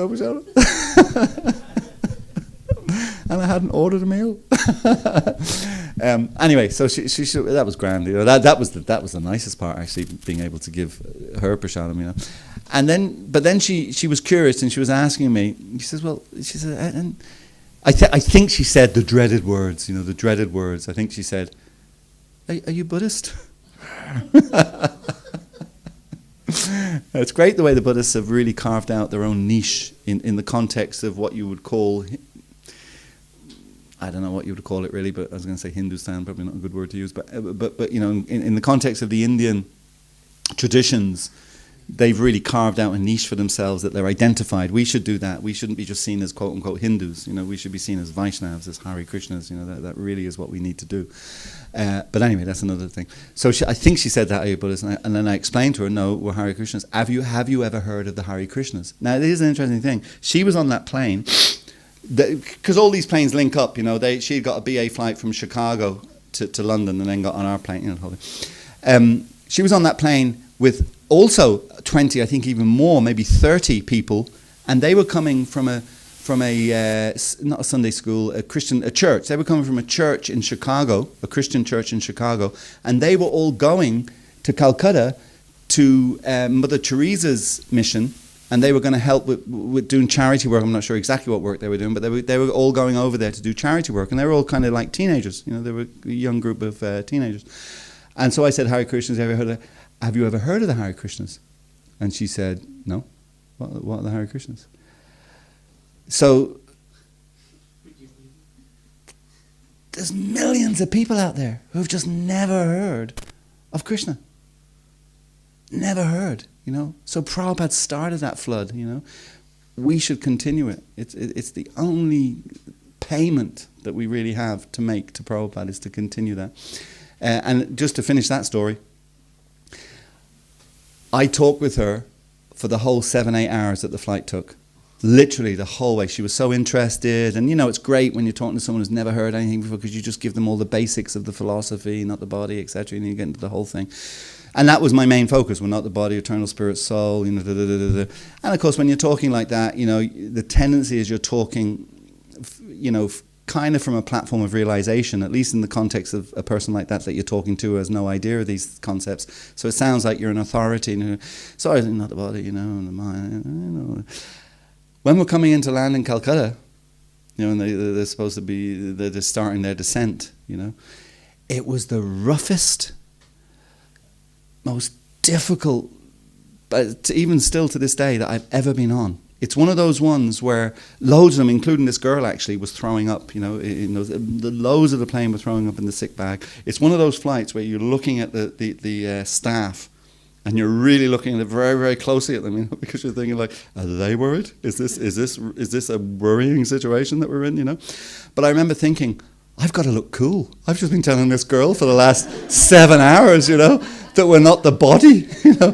Now we're being tossed all around this plane and doing these big dips and uppers, like whatever. And I'm thinking, like, oh. So I took out my beads, you know, and I was chanting, you know, and I was thinking, it's amazing how Krishna arranges things, you know, that if I'd been on my own on that flight, you know, I'd probably been just totally preoccupied with it and thinking whatever. But because, you know, even though she was throwing up in her bag, she wasn't paying too much attention to me, you know, I was thinking, I've got to look cool here. And we ended, somehow or other, we ended up landing safely. But yeah, the Temple of the Vedic Planetarium, glorious project, hopefully will open in 2022. You're all most welcome to come and get inspired by both seeing it, by associating with the devotees there, and then coming back to your own countries and own cities and own places to help with opening those floodgates and facilitating that flood. Thank you. Just one quick. The Kirtan Hall in this new temple can hold 10,000 people without one single pillar obscuring your view of the altar.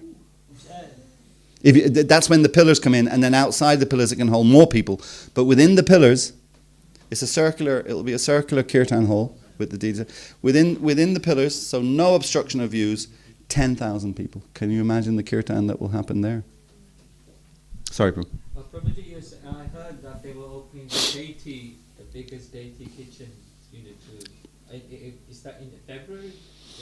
Oh, when they're exactly opening it, I'm not sure. But yeah, it will be the biggest deity kitchen. Everything will be the biggest because it's the biggest temple we have. So it'll be the biggest, Bajara department, biggest deity kitchen, biggest kirtan hall, biggest altars. Everything is bigger than anything else in ISKCON. But exactly when it's all different things being ready, I'm not 100% sure, but yeah. Okay. Thank you all very much for your kind attention, and we'll move on with the program. Srila Prabhupada ki! Hare Krishna.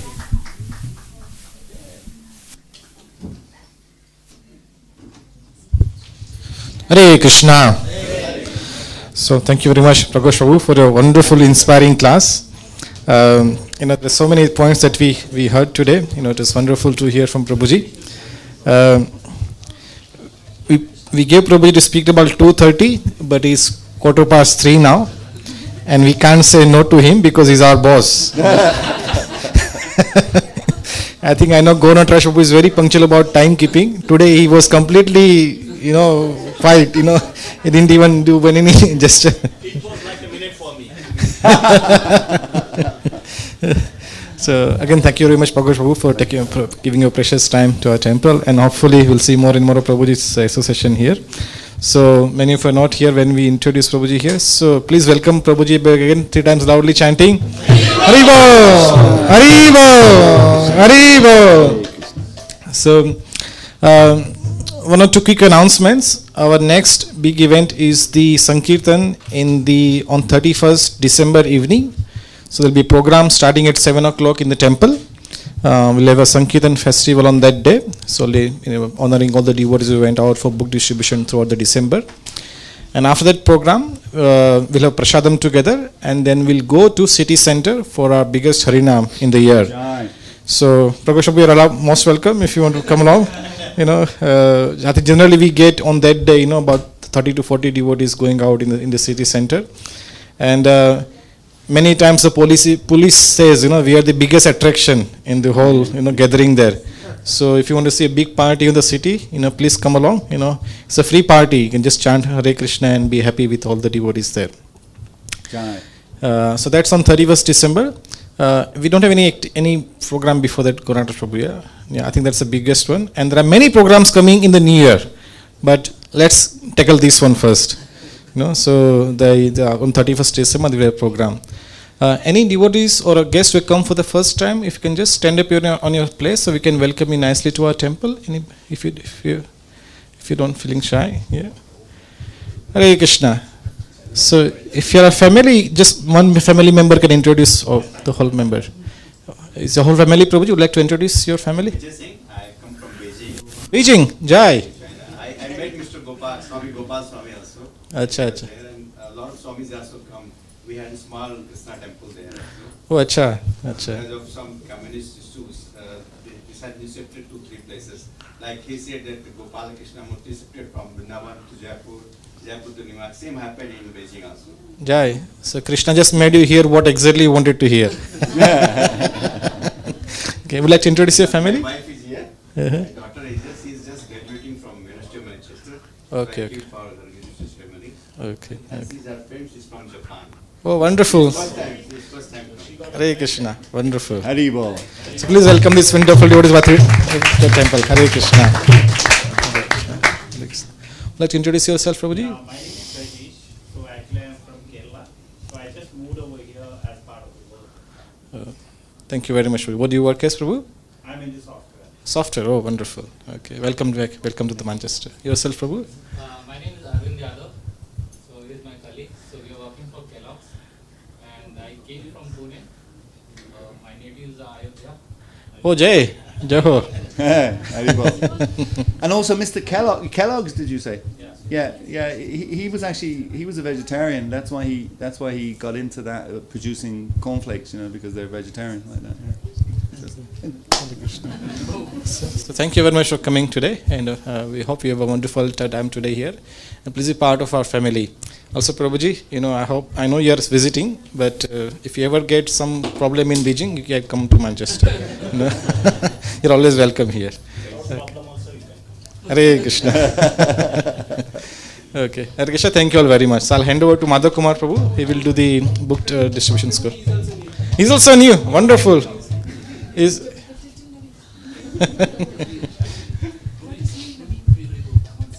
yeah. Okay, so welcome these devotees by 3 times loudly chanting Haribo! Haribo!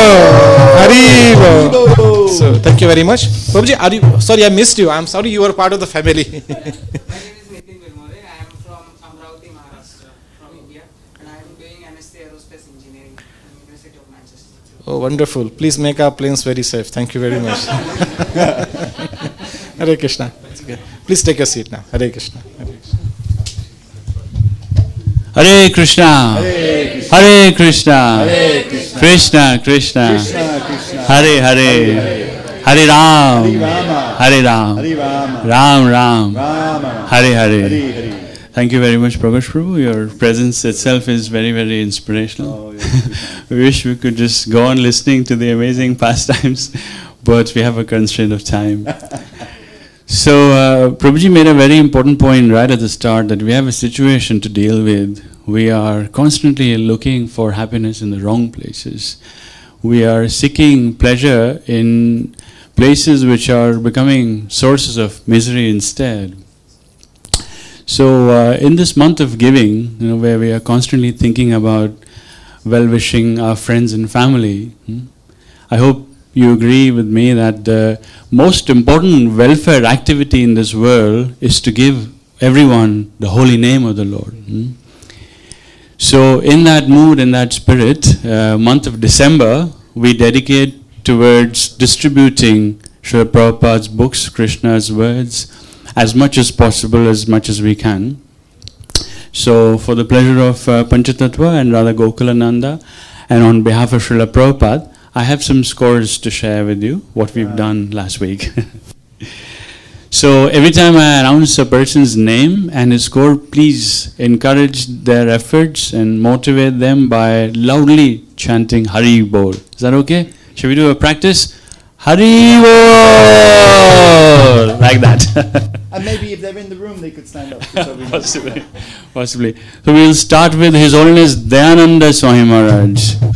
Haribol! Total of 9 big and small books last week. Haribol! Next on the list is Ben Warren Prabhu, a total of 25 big and small books. Haribol! Next is Bhakta Phil. He is managing our Stockport activities in this little way. 9 big and small books. Haribol!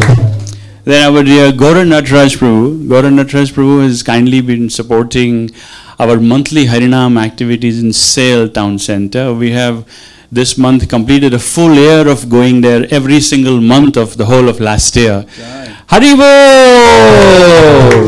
So thank you, Gauranga Prabhu, for your support. And Gauranga Prabhu's score last week is 8 small books and a few medium books. Haribo! As a temple altogether, we did about 150 big and small books, including 30 New Year calendars. Haribo. Haribo! Thank you all very, very much. And we still have a few New Year calendars left with us. If you want to take them as gifts for your friends and family, please contact me and I'm happy to help. Hare Krishna. Haribo. And just to mention that on the 4th of January, the 4th is the Saturday, I think, isn't it? Yeah.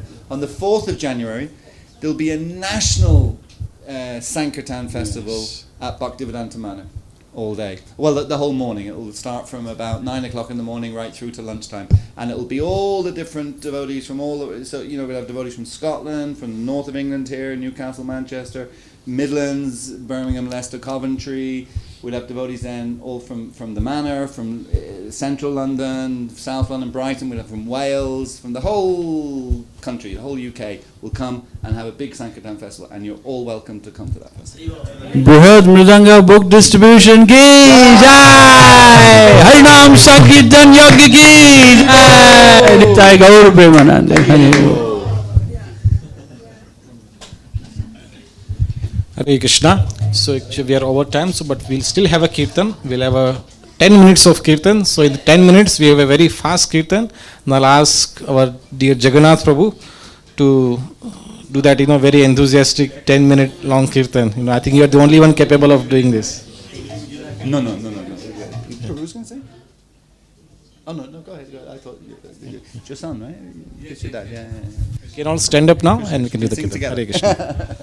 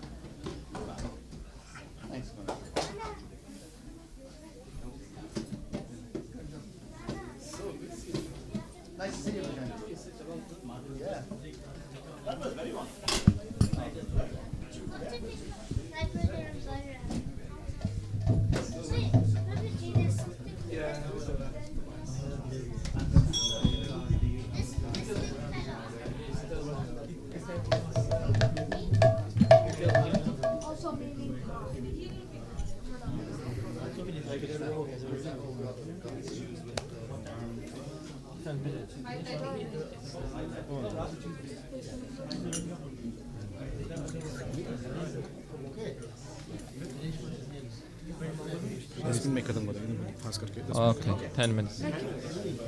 Nama Om Vishnu Padaya Krishna Prastaya Bhutale Srimati Bhakti Vedanta Swami Niti Namine Nama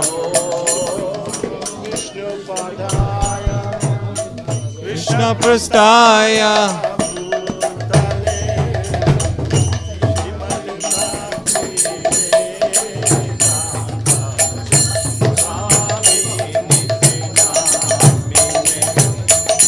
Namaste Saraswati Devi Gauravani Pracharini Nivasesha Sunyavadi Prastacha Deshatarini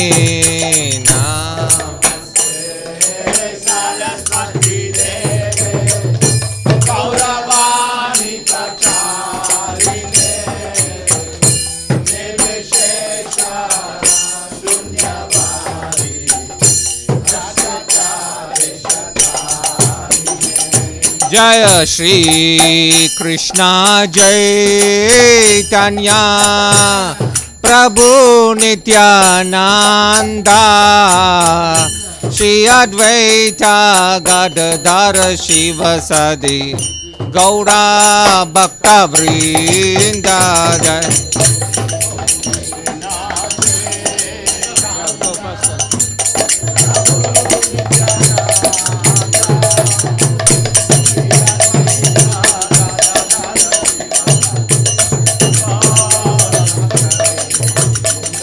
Jaya Shri Krishna Chaitanya Prabhu Nityananda Shri Advaita Gadadhara Shiva Sadi Gaura Bhakta Vrinda Jaya Shri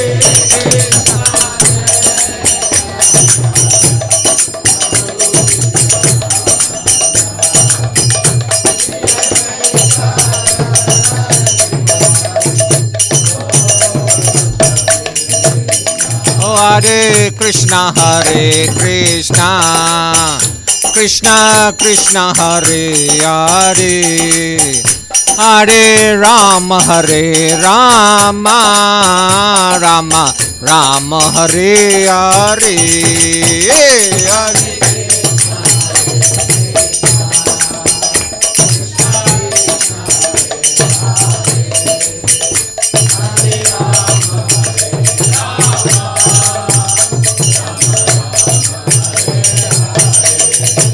Oh, Hare Krishna,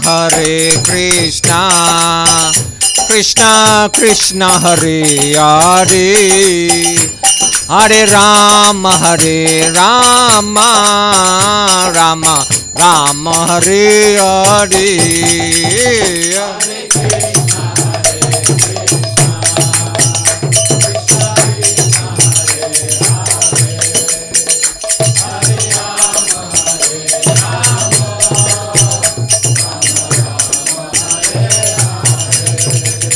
Oh, Hare Krishna,